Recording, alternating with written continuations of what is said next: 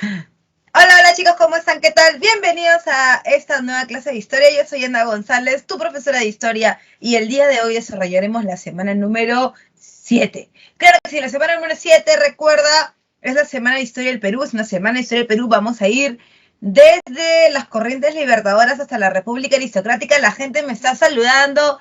¿Cómo estamos ahí? Qué tal, muchachos? ¿Cómo vamos? Espérame que cargue un ratito los mensajes porque parece que está un poquito lento la cosa acá. A ver. Hola, ¿cómo estamos? ¿Cómo estamos todos? Vamos a ver qué pasó. Ahí tengo a Isha. Hola, Isha, ¿cómo estás? Nayeli, la gente siempre ahí participando. Ahí está Fresia. Hola, ¿cómo están, chicas? No les digo, en los salones siempre las chicas son las que están más power, más pilas. Siempre, ¿cómo estás? ¿Cómo estás? Ahí está Milenka. Hola, Milenka, ¿cómo estás? Siempre cuando yo entro a clase siempre veo, como Milenka tiene fotos, siempre veo su fotito ahí. Ajá. ¿Cómo están, chicas? Entonces, sí, hoy tenemos semana número 7, así que vamos a comenzar rapidito. Espérame que tomo tú sabes, mi captura de pantalla todas las semanas, ¿ya?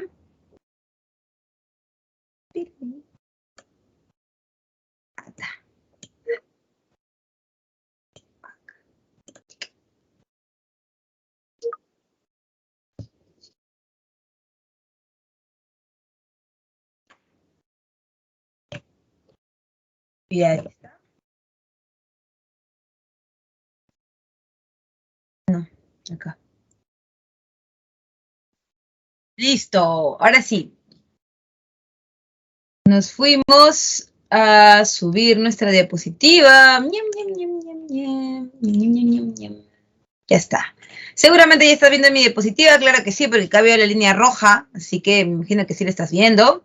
Nos vamos desde la independencia hasta la República Aristocrática. Voy a ponerla en pantalla completa para tu comodidad, ¿ok? Ahí está, me estaba dejando mal. Ya está. Vamos con la corriente libertadora del sur. Una de las cosas que de todas maneras tienes que cuenta. ¿Qué pasó? ¿Qué pasó? ¿No se está viendo? ¿Sí? Una de las cosas que de todas maneras tienes que tomar en cuenta es que las corrientes libertadoras son parte de un proceso más grande, ¿no?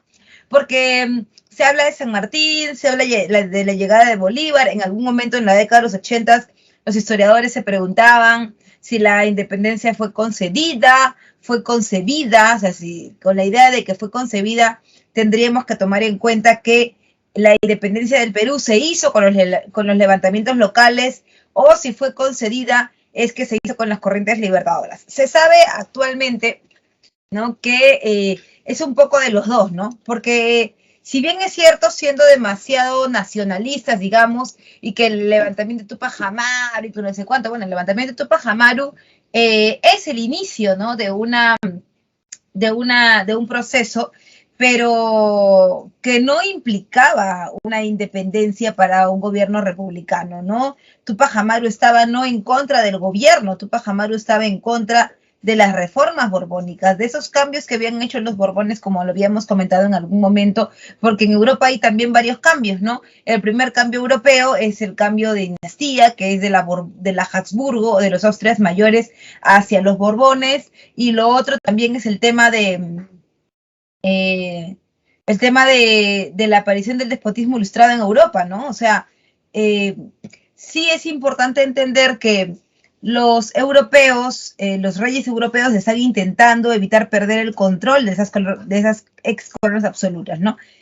Y por eso es que van a hacer reformas que, uno, centralicen el poder, y dos, o que lo concentren, y dos, que permitan la mejor administración de sus territorios, ¿no? Entonces, en ese sentido, sí, los levantamientos antes de las corrientes libertadoras que hemos visto en el Perú tienen que ver con eso, tienen que ver con una idea de cortar a estas reformas, en este caso borbónicas, que como que te ponían cabe, ¿no? En el caso de Tupac Amaru, pueden haber muchos sentimientos nacionales o muchos sentimientos de reivindicación al indio. Eso es algo que tal vez nunca vamos a poder definir, ¿no? Porque no vamos a poder entrar en sus sentimientos. Tal vez lo sabían, ¿no? Entonces tampoco podemos negarlo, pero lo que sí es concreto es que él tiene razones y de peso económicas para decir que está en contra de las reformas, ¿no? Como el tema este del alcabala, el almojarifazgo, ¿no? El reparto de mercancías, entonces eso sí.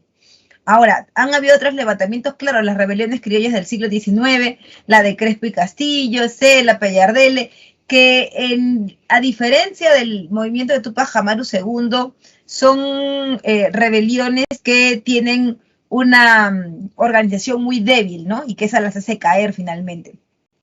Por otro lado, está el tema de las corrientes libertadoras, ¿no? Las corrientes libertadoras son un proceso paralelo que viene en el caso de San Martín del Río de la Plata y en el caso de Bolívar de la Gran Colombia. Entonces, no es que solamente el Perú esté peleando por su independencia, ¿no? Hay varios espacios en América, en Hispanoamérica, que también lo están haciendo. Entonces, San Martín viene de la independencia de Argentina en la batalla de San Lorenzo en 1816, ¿no? E inicia la expedición del cruce de los Andes, ¿no? Cuando gana en San Lorenzo, lo primero que hace es intentar llegar al Perú. ¿Pero por qué, profesora? Porque las tropas españolas estaban en el Alto Perú, lo que había sido el corazón del virreinato, ¿no? Que era nuestro territorio peruano en ese momento. Ese era el lugar en donde concentraban las tropas. ¿De qué le servía San Martín proclamar la independencia en Argentina o proclamar la independencia en Chile después si el Perú todavía seguía en manos de los españoles? Es lo mismo que le pasa a Bolívar, ¿no? Y que por eso también viene. Ahora que se desatan una serie de cuestiones aquí es diferente. Por otro lado, recuerda, en la expedición del cruce de los Andes en el 17, San Martín hace toda una proeza. Entre el 14 y el 16, San Martín está en Argentina, ¿no? Lleva a cabo la batalla de San Lorenzo, independiza el Río de la Plata, y en el 17 cruza los Andes. Un hombre con 8 enfermedades crónicas,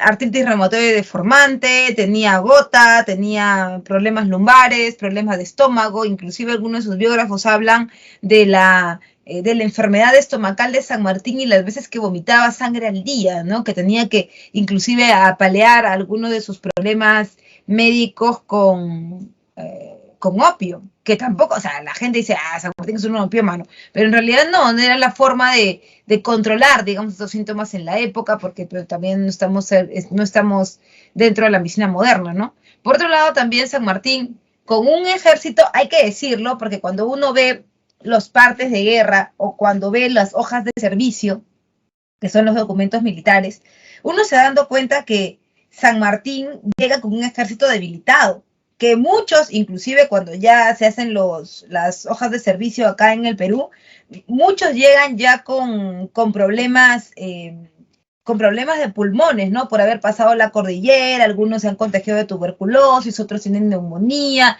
vienen hasta famélicos, se desmayan antes de las batallas, ¿no? En Chile. Entonces, sí, hay ahí un ejército bastante debilitado que se va a nutrir del ejército chileno, y que en la batalla de Maipú va a darle la libertad a Chile en 1818.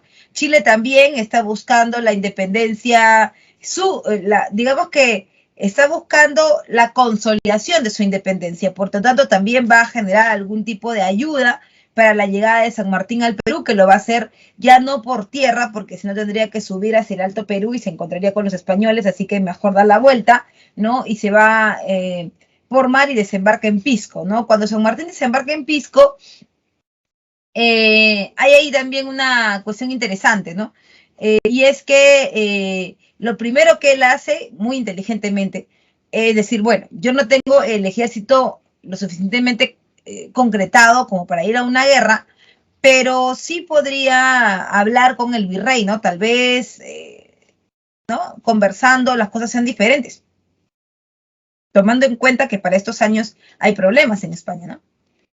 Entonces, bueno, San Martín busca reunirse con el virrey Pezuela, que es el virrey de la época, ¿no? Y se reúne con Joaquín de la Pezuela en la conferencia en Miraflores. Sin embargo, las cosas no van como San Martín quiere, ¿no? San Martín pide una monarquía constitucional, Pezuela pide defender la Constitución de Cádiz, defender la posición del rey Fernando VII, y es ahí donde San Martín sentencia y dice, bueno, si no se da lo que yo estoy pidiendo, Entonces, solo me queda atacar, ¿no? Y atacar por dos frentes, por la expedición a la Sierra Central, que sería la de Álvarez de Arenales, y la que vendría por el mar, que sería la de San Martín, que harían prácticamente a Lima como un sándwich, ¿no? O sea, por este lado y por el otro iban a atacar. Enterados de esto, la gente del Tribunal del Consulado, que es el espacio económico del puerto del Callao, recuerda la institución económica más importante de América en el virreinato.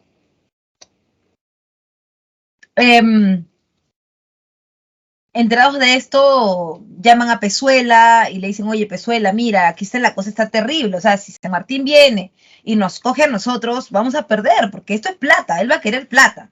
Así que, ¿sabes qué? Ven, ayúdanos, ¿no? Y Pezuela saca al ejército de Lima y lo lleva al Callao.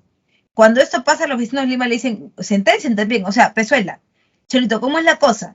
No nos puedes abandonar, te llevas al ejército, te llevas todo, ¿qué quieres que nosotros hagamos? ¿Que San Martín venga y nos reviente acá? No se puede eso. Así que tú decides. O te vas, porque claramente se va a notar, ya que Lima tiene 10 puertas. O te vas, o te quedas con nosotros para apoyarnos. Si te vas, nosotros nombramos otro virrey. Ya tú verás, porque ahorita que están las cosas movidas, no tenemos miedo de nada. Pezuela se va al puerto del Callao. Pezuela se va al Callao y en Lima se nombra otro virrey, bueno, se autonombra otro virrey, ¿no? Que es el virrey José de la Serna. José de la Serna ya lleva a cabo, ni bien llega él, lleva a cabo la conferencia de Punchauca, que es la otra posibilidad que le da San Martín. Bueno, ha hablado con Pezuela, no ha pasado nada, como no ha pasado nada, lo han sacado. Han sacado a Pezuela, han puesto a la Serna. Este proceso se conoce como motín de Azapuquio. Sale Pezuela, entra la Serna. Cuando entra la Serna, San Martín dice, bueno, ahora que hay uno nuevo, mejor voy a conversar con él, a ver cómo es la cosa. Conversa con la Serna y la Serna le dice, no hay forma. O sea, de lo que tú me pides, no se puede, ¿no? Al contrario, tú más bien debes retirarte del Perú. Finalmente San Martín ataca Lima y cuando, no ataca, San Martín entra a Lima y cuando entra a Lima, Pezuela escapa a la sierra. O sea, cuando San Martín llega a Lima, no hay nadie.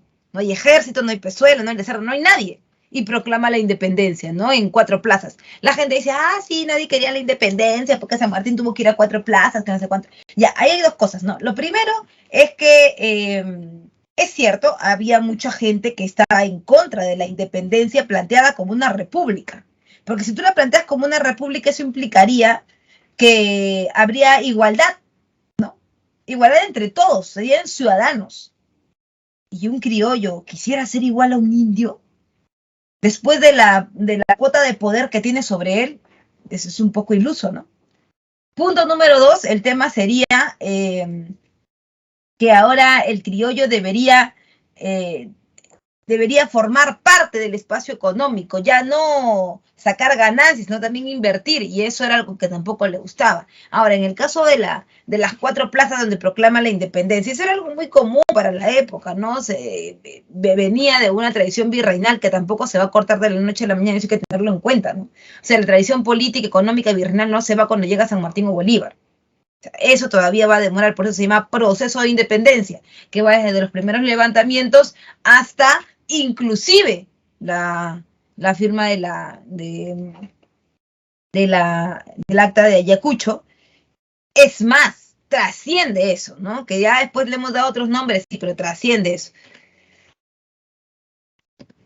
Por otro lado, también está el protectorado. Cuando San Martín llega y proclama la independencia, bueno, San Martín dice, yo ya cumplí, ya proclamé, ya me voy. Y la gente de Lima, ¿no? Que es altamente cambiante, la gente de Lima es la muerte.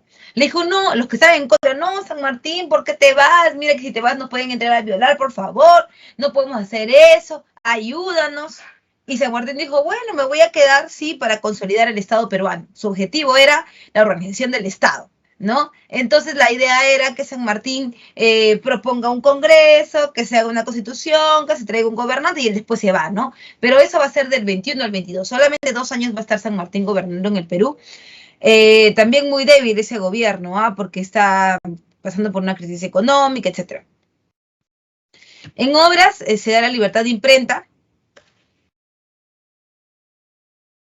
En sociedad aparece la Sociedad Patriótica de Lima, que es el lugar en donde se debate, ¿no? ¿Qué tipo de gobierno va a haber? ¿Monarquía o república? ¿Una monarquía constitucional o una república?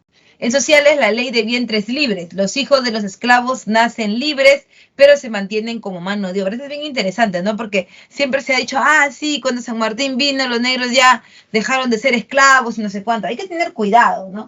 Porque vamos a ver que años después van a haber otros presidentes que van a tener el mismo objetivo. ¿Por qué van a tener el mismo objetivo si se supone que San Martín ya solucionó? Ahí hay algo interesante, ¿no? Y es que en realidad no es que San Martín acaba con la esclavitud, porque en el gobierno de Castilla él también lo va a prometer. No es que se acaba con la esclavitud, es que hay mecanismos que van a durar mucho tiempo. Por ejemplo, cuando San Martín propone esto, la ley de vientres libres, ya, el hijo de estos negros es libre después de su nacimiento si está después de la proclama de independencia. ¿Y qué se va a hacer el chiquito solito ahí afuera, recién nacido? Si los padres son esclavos. ¿Qué se va a hacer? Nada. Por eso cuando nace, los primeros años de vida tienen que ser dentro de la casa. Ahora, estar dentro de la casa implica ¿qué cosa? Implica que él va a ser mano de obra dentro de la casa, porque no va a estar mantenido por el amo, ya que su padre es un esclavo, su madre es una esclava. ¿Cómo se va a mantener? Y ese es el gancho, ese es el engaño, digamos, ¿no? Ese es el gancho en donde no se puede romper, pues, ¿no? Porque si tú ya comiste, si tú ya viviste, vas a tener que pagármelo. Entonces, además de eso, que la libertad de estos negros no era gratis. La libertad de estos negros recién nacidos la había pagado el Estado peruano en una deuda que se iba a llamar la deuda interna. Es parte de la deuda interna esta libertad de negros. Entonces, hay que tener cuidado con eso. Por otro lado, también está la abolición del tributo y la mita para calmar a las masas populares. Recordarás tú que en el caso del tributo, es bien interesante tomar en cuenta que cuando San Martín llega, como yo te lo decía, tiene un ejército muy pobre, es un ejército que numéricamente tampoco es lo suficientemente importante, y entonces se echa mano de los montoneros y las montoneras, que son indígenas que participan y fungen de soldados en el ejército. Ahora, el tema es que tampoco nadie lo hace por amor al chancho, sino a los chicharrones, ¿sí o no? Porque al final, tú le puedes decir, sí, por el Perú, ¿qué estás hablando tú? ¿Qué estás hablando tú de Perú? Pero no me interesa nada de esas cosas. A mí lo que me interesa es qué va a pasar conmigo, cuáles van a ser mis condiciones después de esto, porque si yo te voy a apoyar y estoy en contra de cómo el rey me trata, se supone que tú me propones que me van a tratar mejor. Por eso se da la abolición del tributo indígena, ¿no? O sea, es importante eso. Además, están en culturales la creación de la Biblioteca Nacional y la creación del himno y la bandera. En cuanto a la salida de San Martín tiene un proceso bastante fuerte porque, como te decía, era un hombre ya de una edad promedio, ¿no? De una edad promedio, tampoco no era tan joven San Martín. San Martín ya tenía problemas, ¿no? De salud sobre todo, como las enfermedades que te comentaba, se habían agravado. Y además que no tenía el ejército, como te digo, suficiente para afrontar un golpe de los españoles. Ahora bien, los españoles amenazaban con subir, se encontraban en el Alto Perú y podían subir en cualquier momento a la ciudad de Lima.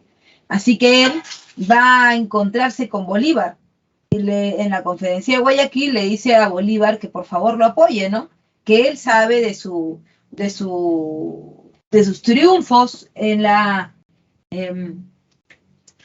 corriente libertadora del norte y que podría ser partícipe también de la independencia de América, porque el que lograra independizar el Perú sería el libertador de América, esa es la verdad. No por el territorio que haya ocupado, sino por la importancia que significaba el virreinato del Perú. Entonces, finalmente, Bolívar le responde una frase, pero así, too much, ¿no? Que dice, sí, muchas gracias, me parece chévere que hayas venido, pero 2 soles no pueden brillar en un mismo cielo. O te vas tú o yo nunca llego. Y San Martín decide irse, ¿no? Se deja instalado el Congreso Constituyente para que se haga la Constitución, porque San Martín quería, inclusive cuando él estaba gobernando, San Martín manda a Europa una misión, la misión García del Río y Parisien, que era la misión que tendría como objetivo buscar un príncipe en Europa, porque la monarquía constitucional no se iba a hacer con el mismo Fernando. La monarquía constitucional se haría con un príncipe que se eligiera en Europa y se gobernara con una constitución. Así era. Deja de gobernar el Congreso entre el año 22 y el año 23, ¿no? Bueno, 22 básicamente, ¿no? El año 22, y como objetivo el Congreso tenía que redactar una constitución y establecer el régimen político en el Perú. ¿Qué régimen ganó? La República. Ahora bien, el Congreso tiene miedo porque los planes no han cambiado. La corona española sigue intentando recuperar la capital, o sea, Lima, ¿no? Por lo tanto, va a comenzar a avanzar y quiere golpear. Es por eso que el Congreso llama a un nuevo gobierno, que es la Junta Gubernativa. La Junta Gubernativa es un triunvirato, son 3 jefes militares presididos por José de la Mar, y esta Junta Gubernativa tuvo como objetivo acabar con las fuerzas realistas en el sur, en el Alto Perú. O sea, era sacar a los españoles como sea, porque si no la independencia no iba a ser nada, ¿no? O sea, San Martín no había hecho nada entonces. Por otro lado, se lleva a cabo esta primera campaña de acuerdos intermedios, pero fracasó. Como fracasó, sacaron violentamente a la Junta Gubernativa, se llama Motín de Balconcillo, y pusieron ¿a quién? Sale la Junta Gubernativa y entra José de la Riva Agüero, ¿no? Ahí es cuando el Congreso, por presión militar de Santa Cruz, nombra presidente a Ribagüero. Ribagüero, José de la Riva Agüero y Sánchez Boquete, va a gobernar de febrero de 1823 a junio de 1823. Mira, unos pocos meses nada más. A él se le solicita que lleve a cabo segunda campaña de acuerdos intermedios, pero él no es un militar de carrera tampoco. Él nunca ha estado en la guerra. Él tenía poca expertise, poca pericia, y bueno, la segunda campaña de acuerdos intermedios también fracasa. Es por eso que el Congreso dice, no puede ser esto. Te hemos dado una oportunidad y no lo has logrado. Por lo tanto, ya no vas a gobernar tú. Así era el Perú, como ahora, ¿no? Del comienzo de la República. Como tú no puedes, vamos a otro. Como tú no puedes, y así, ¿no? Entonces, ahí José de la Riva Agüero y Sánchez Boquete es sacado y en su nombre se pone a Torretagle. José Bernardo de Torretagle, se coloca como presidente, pero a Ribagüero no le cae en gracia esto, así que Ribagüero decide mudar su gobierno a Trujillo y Torretagle se queda en Lima, mientras que está ese gobierno de 2 cabezas en el Perú. Llega Bolívar al Perú, ¿cierto? Cuando Bolívar llega al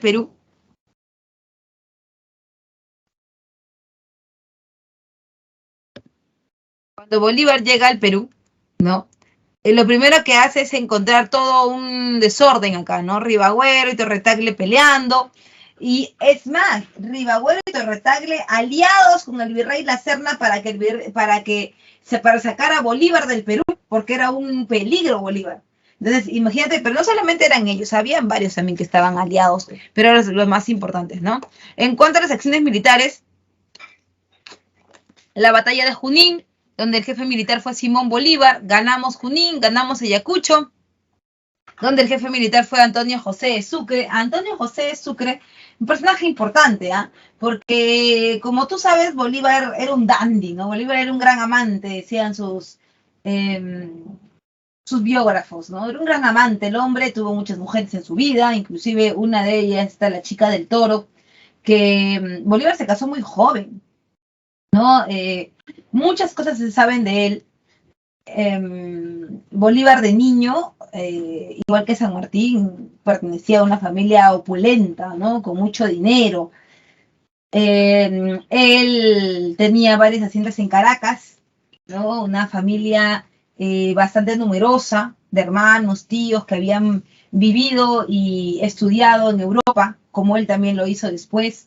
El padre de Bolívar muere a muy temprana edad, ¿no? Muere muy joven, y la madre se queda rompiendo los esquemas de la época al mando de sus haciendas, una mujer viuda con una gran cantidad de esclavos, ¿no? Esos esclavos por estar en una zona de, tropical, ¿no? Aparecen diferentes enfermedades, fiebre amarilla, dengue, hay un montón de enfermedades, ¿no? Y una de ellas mata a la madre, ¿no? La madre, por estar con los negros, por trabajar en el campo, dirigiéndolos, muere.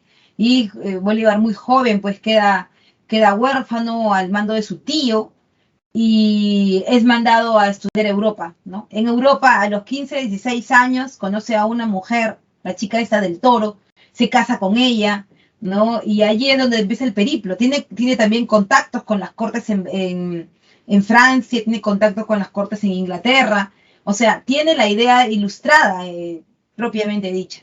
Ahora, Bolívar nunca tuvo hijos, ¿no? Se hablaba de que él tenía 1000 mujeres y que era un gran amante, pero nunca se supo qué pasó con él realmente, si era un problema físico, no se sabía, ¿no? Y es por eso que Antonio José de Sucre va a ser su mano derecha y más que eso prácticamente parecía su sucesor, ¿no? Tanto así que cuando él tiene una relación sentimental con Manuela Sáenz, él es el primero en oponerse, ¿no? Antonio José de Sucre, inclusive Manuela Sáenz participa en Ayacucho, ¿no? Ella tiene cargo militar, es la primera mujer con cargo militar, es la llaman la amante del libertador, ¿no? Cuando Bolívar va a Junín y Ayacucho, Bolívar vivía en Lima. Él vino de la gesta en la Gran Colombia y se viene a Lima. En Lima va a vivir en la casa de la Magdalena Vieja, que ahora es Pueblo Libre, ¿no? Justo en estos días ya va a salir un texto que hemos escrito sobre la historia de Pueblo Libre, ya lo vamos a presentar, ¿no? Financiado por la municipalidad, y justo estaba tocando este tema de Bolívar, ¿no? Bolívar y Manuela Sáenz, cómo conspira Sucre. Sucre muere a manos de los criollos de la Gran Colombia. Bolívar no lo podía creer, ¿no? Y ahí comienza la decadencia, ¿no? Cuando Bolívar firma en el 24 la capitulación de Ayacucho, ¿no? Esta capitulación significaba, claro, supuestamente el fin de la dependencia y el comienzo de la República Peruana, o sea, la libertad. El problema era cómo lo íbamos a sostener, cómo lo íbamos a mantener, si nosotros siempre habíamos dependido económicamente de España. Claro que ellos no nos daban plata a nosotros, que nosotros explotábamos, pero todo ese aparato burocrático, diplomático, todo eso lo tenía España. Nosotros no teníamos ni ejército. Cuando España se fue, se llevó el ejército profesional. Acá tampoco no había una escuela militar, así que tenían que ser gente que haya estudiado en Europa para que pueda hacerlo, ¿no? El Perú no tenía un ejército, lo va a tener recién en el segundo gobierno de Piérola después de la guerra contra Chile. Un ejército profesional, obviamente, ¿no? También quedamos endeudados porque esa capitulación de Ayacucho significaba que el Perú le debía plata a Inglaterra porque Inglaterra le prestó plata. ¿Sabes qué pidió España? España pidió que se le resarcieran sus gastos y que si ella había gastado, ponte 1 millón, que 1 millón le tenían que devolver. Pero si yo solamente estoy liberándome, ese es tu problema. O me pagas o yo no me voy. Y Bolívar dijo, sí, lo vamos a pagar. Que había que inclusive pagarle viáticos para que se vayan. Ya también le pagamos el viático. Y que inclusive había gente que no se quería ir del Perú y que tenía que comprometerse el Perú a que cuando tuviera un ejército, los cargos militares que habían tenido los españoles con la corona aquí en el Perú iban a ser los mismos que iban a tener ellos en la República. Y también aceptó. Entonces, mira, con todo eso, el Perú no era libre en el 24. O sea, de repente de boca sí, ¿no? Pero es lo que te queremos decir, que es un proceso mucho más largo. Ahora, después de Ayacucho, se toman acciones políticas como por ejemplo el Congreso de Chuquisaca, donde se crea Bolivia en el año 25. Bolivia es lo que antes era el Alto Perú. Sucre fue elegido como primer presidente boliviano, Antonio José de Sucre, que luego ya después tú sabes, ¿no?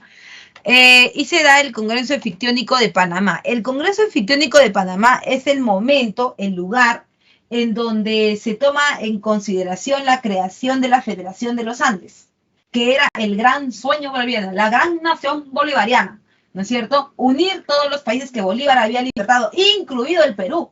Profesora, pero el Perú es parte de un proceso, todos son parte de un proceso, pero al final es a él le tocó, ¿no es cierto?, ser el que firme la capitulación. O sea, desde Panamá, ¿no es cierto?, hacia abajo, Ecuador, Colombia, Venezuela, Perú, Bolivia, y de refilón Chile y Argentina, porque si él no hubiera libertado el Perú, las libertades de ellos tampoco se hubieran consolidado. Entonces, ese era el problema, ¿no? Que Bolívar quería un gobierno dictatorial, unitario y prácticamente continental.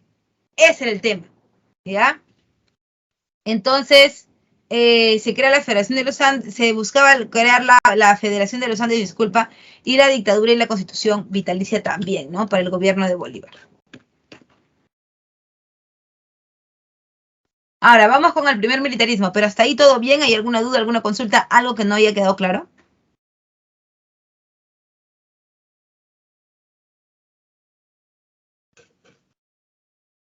Hola, bom dia, Lino. O que você está fazendo? Tudo bem? Tudo claro, ok. Tudo good, dicen. Todo good. Todo good. ¿Todo bien? ¿Todo bien?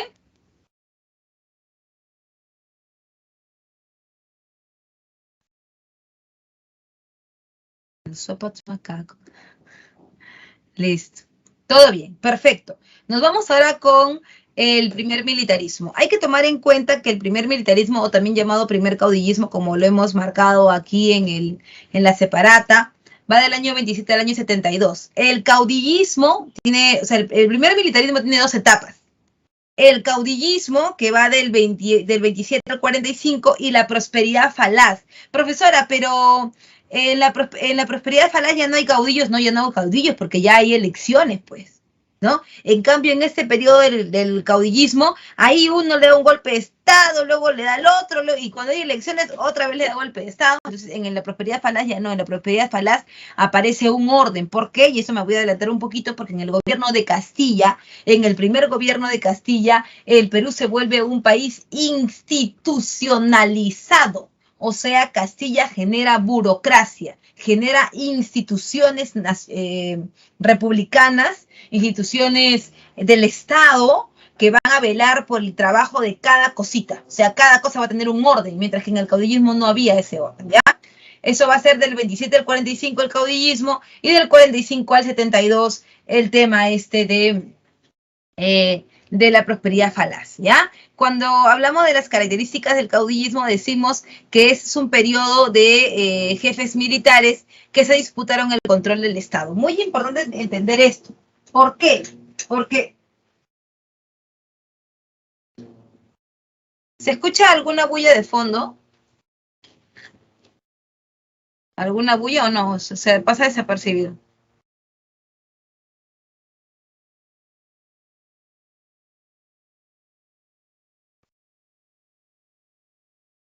Ah, ya, perfecto. Sí, soy la única que escucha la construcción.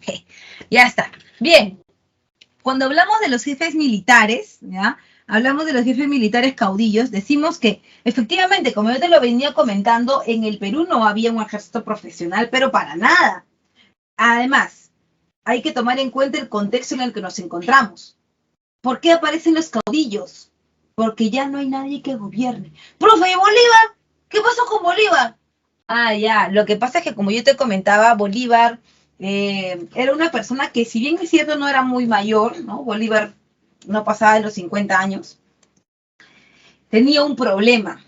Bolívar, como San Martín, aunque San Martín tenía otro tipo de enfermedad, San Martín tenía tuberculosis fibrosa, o sea, un tipo de tuberculosis que se podía controlar, ¿no? Que hacía tu pulmón como un corchito, ¿ya? Pero Bolívar tenía tuberculosis, la del bacilo de Koch, que para el siglo XIX no se podía, no tenía cura. Entonces, poco a poco, Bolívar comenzaba a presentar síntomas cada vez más fuertes, ¿no? Tenía esputo sangriento, o sea, escupía sangre, ¿no? Tenía fiebres muy altas, delirios, estaba muy delgado, había perdido mucho peso, el cuerpo de Bolívar olía mal, ¿no? Él vivía en la Magdalena Vieja, en el pueblo de los Libres, ¿no? Ahora Pueblo Libre. Por todas las avenidas de Pueblo Libre dicen Paso de los Andes, Sucre, Canterac, San Martín, ¿no? Por eso. Bolívar, ¿ya? Porque ahí vivían, ahí vivió San Martín, ahí vivió Bolívar, mucho tiempo en lo que ahora es el Museo de Arqueología y Antropología e Historia, ¿no? Cuando Bolívar enfermó, él vivía en Lima y tú sabes que aquí en Lima el clima es muy húmedo, así que tuvo que mudarse a Arequipa, él importaba perfumes desde Francia para el olor de su cuerpo, pero incluso con eso no se sentía tan bien. Bolívar había perdido mucho peso, estaba muy débil y aún así había recibido la noticia de que Sucre había muerto, ¿no? Habían ido a sofocar los levantamientos en la Gran Colombia y lo habían matado. Y Bolívar estaba, bueno, con ese problema, ¿no? Así que el Perú se mantenía en los primeros años, no con una economía propia, porque cuando los españoles se van, pues nos dejan mal parados, ¿no? No teníamos vías de comunicación, no teníamos formas de poder, o sea, porque tú puedes decir, sí, teníamos un montón de recursos y podíamos vender, pero estaba desordenado el Estado. Entonces era casi imposible podernos mantener nosotros solos. Por eso es que Bolívar incita, porque él era protector de la Gran Colombia, incita a la Gran Colombia a que ellos, de cierta manera, sustenten parte de la independencia del Perú. No toda, porque en el Perú también hubieron personas que aportaron a la independencia, mujeres que aportaron a la independencia, hombres que aportaron de manera voluntaria y otros no tan voluntaria, ¿no? Porque cuando San Martín y Bolívar pasaban por las haciendas, más Bolívar que San Martín, dicen los documentos, se llevaban hasta los clavos de las iglesias para hacer balas, ¿no? Y al paso de ellos iban pidiendo, entre comillas, donaciones obligatorias, ¿ya? Que se materializaban en cupos de guerra, o también llamados como bonos de guerra. Entonces estos bonos de guerra luego van a ser pagados en el gobierno de Castilla, así se mantenía la independencia, pero gran parte de esta se mantenía con lo que nos daba la Gran Colombia. Ahora, en un momento, Santander, que era el amigo de Bolívar, que se encontraba en la Gran Colombia, que era en ese momento el encargado del gobierno, dijo que ya en el Perú no tenía por qué recibir apoyo de la Gran Colombia. Así que, de una vez, que todo eso que se eliminara, pero empezaron a sabotear la independencia del Perú, ¿no? Comenzaron, allí se acuñaban las monedas, eran monedas de plata, y rebajaban la plata con otros metales. Cuando llegaban al Perú esas monedas, nadie las quería recibir. Entramos en un proceso inflacionario. Estábamos cada vez más críticos, y habían otros generales, otros militares, algunos militares de carrera, otros que recién se habían hecho en el campo de batalla, que habían apoyado a Bolívar y a San Martín, y seguían haciéndolo. Entonces, Bolívar se va a la Gran Colombia por este problema, ¿no? O sea, ¿qué está pasando? Vamos a poner orden. Ya estaba mal, está muy enfermo. Y en el trayecto Bolívar muere. Cuando aquí se enteran en Lima que Bolívar ha muerto, todos los generales que lo habían apoyado, ellos creían que tenían que tenían el derecho moral de gobernar. Todos creían eso. Un tal Gamarra, Salaverry, Orbegoso, Lamar, todos creían eso. Y por eso empiezan a pelear. Pero esa pelea es desordenada, porque como no hay un ejército que ponga orden, cada quien tiene su propia pandilla. Efectivamente, no estamos hablando de gente pobre, y tampoco estamos hablando que los pobres se levantan. Estamos hablando que los dueños de haciendas, militares de carrera, con plata, quieren gobernar el Perú. Y se pelean entre ellos. Hay guerras civiles por eso. Hay golpes de Estado a cada rato por eso. Primero, porque no hay un Estado que esté institucionalizado. Eso recién en el gobierno de Castilla. Por eso cuando llega el gobierno de Castilla se acaba el caudillismo. ¿Por qué? Porque ahí hay normas. Acá no hay nada. Entonces ellos hacen lo que le da la gana. Si quieren hacer un gobierno liberal, otro conservador, votas la constitución del otro, se pega, le mete. Ese es el problema, ¿no? El caudillo está ahí porque no hay un orden institucional, porque ese orden no se ha creado, y no se ha creado en esos años porque el tipo de gobierno de Bolívar era otro. Bolívar creía que iba a gobernar hasta que iba a morir. La constitución vitalicia de Bolívar decía eso, por eso no se habían creado instituciones. Ese es el problema del caudillismo. Ahora, el caudillo vive en un gobierno de inestabilidad política, con golpes de Estado, guerras civiles, cambios constitucionales. Es un gobierno pendular, porque hay algunos que consideran que el gobierno debe ser liberal y otro conservador. Diferencias entre los dos. Los liberales ponen la mayor parte del peso del poder en el Congreso. Debe existir un parlamentarismo, debe existir un Congreso que también tenga voz y voto. Los conservadores no, los conservadores quieren un gobierno anclado en la persona, en el presidente, ¿no? Ahora, en cuanto a las fuentes de ingreso, básicamente son fuentes de aduana, o sea, de impuestos de compras y ventas, y el tributo indígena. En el caso del modelo económico, tienes que tener en cuenta que el modelo económico no tiene que ver, no va de la mano necesariamente o estrictamente con el tipo de gobierno. En el tipo de gobierno se pueden hablar de la división de los poderes del Estado, que son los liberales, ¿no? La división de los poderes del Estado, defensa de la propiedad privada, se puede hablar de eso. Pero hay algunas personas, algunos gobiernos, que políticamente son liberales, pero económicamente son proteccionistas. Diferencia entre librecambismo y proteccionismo. Eso es económico, ¿eh? Político es liberalismo y conservadurismo. Conservadurismo, poder en una sola persona, ¿no es cierto? Poder en gamarra. Yo hago mi golpe de Estado, caracho, yo mismo voy a hacer, ¿no es cierto? En cambio, los liberales no. Los liberales esperan un consenso, hay participación del Congreso, etc. En el caso del sistema económico, el librecambismo y el proteccionismo son dos posiciones antagónicas, ¿ya? Son dos posiciones contrarias. El liberalismo es aquel movimiento económico, es aquel modelo económico en donde lo que más se propone es la libertad del mercado. O sea, la oferta y la demanda deciden, ¿no?, de la estabilidad del mercado, el Estado no debe intervenir, muy Adam Smith, pues, ¿no? Ya, muy liberal, muy librecambista la cosa, no debe haber monopolios, nada de esas cosas.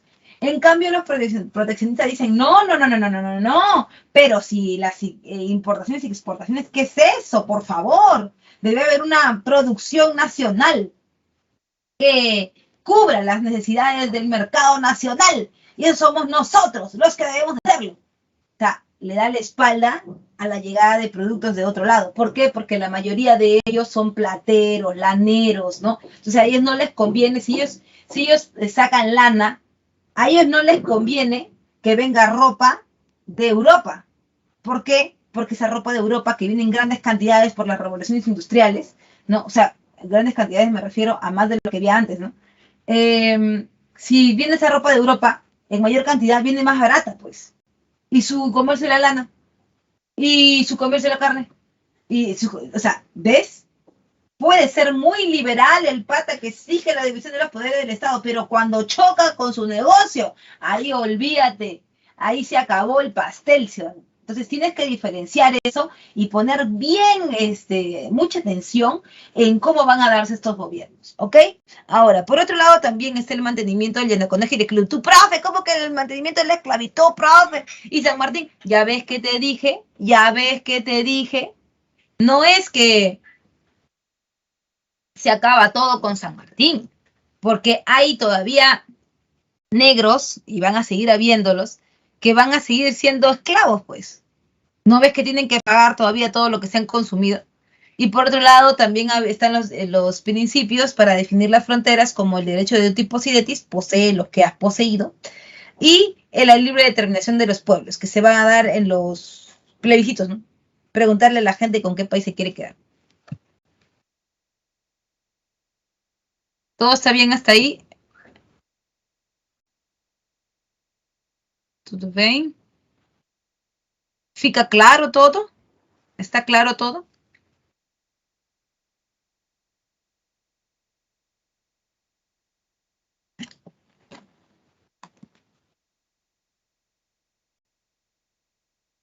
Derecho de uti possidetis, Naomi. Posee lo que has poseído. ¿Qué significa eso? Significa que el Perú no ha nacido recién en ese periodo, no ha nacido recién. nosotros hemos tenido territorios anteriores a las reformas borbónicas. Esos territorios son los que se deben respetar, no los que arbitrariamente ha puesto Bolívar, ha puesto San Martín, no, los territorios de las reformas. Y es por eso que hay algunos países que están alrededor de nosotros, que por ejemplo Bolivia, antes de ser Bolivia, ¿qué cosa era? ¿Era parte o no era parte del Perú? Por supuesto, porque antes de ser Bolivia, era parte del Alto Perú. Entonces, como era antes de la República, era parte del Perú, me corresponde a mí. O sea que si yo me meto a Bolivia en esa época, por derecho de un tipo sidetis, yo no estoy invadiendo, yo simplemente estoy tomando posesión de lo que me corresponde. ¿Ya? Y eso va a ser un problema realmente, porque ahí todo el mundo, no, ¿por qué? Si yo soy libre, ¿por qué? Todo va a ser un problema. ¿Se entendió esa partecita?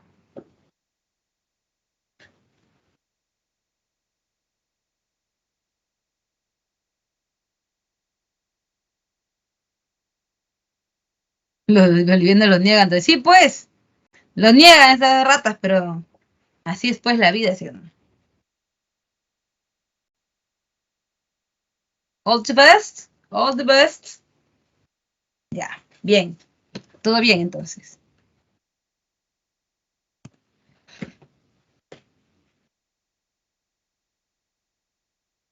Listo, vamos con José de la Mar, de 1827 a 1829. Cuando hablamos del gobierno de la Mar, decimos que ahí ha habido una mano que ha intervenido, porque tú, ¿cómo crees que acabó la pelea entre todos esos pandilleros que se están peleando cuando Bolívar se va? Ahí el que pone el pare es el Congreso. Y el Congreso dice, ya, no estoy peleando, no estoy peleando. Todo el mundo se ha peleado y imagínate a Lamar con un pedazo de cabello de Gamarra, Gamarra le ha sacado las pestañas a Orbegoso, todo el mundo se ha peleado. Y el Congreso dice, no, acá va a gobernar mi sobrino Lamar. Lamar, ven, hijito. No, pero ¿por qué va a gobernar ese si ni siquiera es peruano? Ese pata nació en Guayaquil, un chongo. Entonces, no, él va a gobernar. Ya tenían experiencia con él. Recuerda que él había sido el presidente de la Junta Gubernativa, que también había puesto el Congreso cuando San Martín se fue. Entonces, bueno, bacanazo. José de la Mar. José de la Mar entonces va a ser el presidente, aplica medidas proteccionistas en el mercado local, o sea que quería evitar que entren las importaciones, se promulga la Constitución Liberal del 28, obviamente para darle más peso al Congreso, por eso habla del parlamentarismo, tiene que pagarle el favor que le ha hecho por ponerle de presidente, y en ese momento todo iba bien, joven, ahí ya todo estaba ordenadito, bien bacán, y justo en ese momento pasa algo que, pucha, terrible. Mira, pero mira cómo somos desordenados. ¿Tú te acuerdas del derecho de un tipo sidetis? Gamarra había sido prefecto de Cusco de Tacna. Él creía que debía gobernar porque tenía experiencia política, experiencia militar, pero como nadie le hacía caso, dijo, no, acá se fregaron. Estaba de presidente de Bolivia en esa época, Santa Cruz, porque tú sabes que Sucre se había muerto, ¿no? Entonces Santa Cruz estaba, que Santa Cruz tampoco no era un ajeno a Bolívar, ¿eh? Santa Cruz era su pata. Es más, cuando Bolívar vino y Santa Cruz vino, tenían rasgos un poco de negrito, pues. Parece que habían sido combinaciones. Cuando tú ves ¿cómo se llama? Los cuadros de Bolívar, si lo ves blanco y con el pelo así como de caucásico, ese es un filtrazo, joven. Se ha puesto el filtro de pecas ahí. ¡Claro! Ese no es Bolívar. Bolívar era medio sambo. Ajá, tenía así sus pelitos pues onduladitos, parecía Don Ramón más bien. ¿No? Una vez en la universidad me dijeron, oye, ¿qué se parece a Bolívar? A Don Ramón. Santa Cruz también tenía el otro problema, ¿no? Que también ese se notaba más sambo que el otro. Y San Martín también venía con gente que era samba. Por ejemplo, Monteagudo. Monteagudo era sambo, joven, mira. Mira por acá sale el Monteagudo. Míralo Monteagudo, míralo Monteagudo. Era negrito, parece San Martín de Porres, mira. ¿Ves? ¿Ya? Entonces cuando vino Santa Cruz, la gente le gritaba cosas, pero decía, torón, tontón, suenan las trompetas, ahí viene el cholo jetón.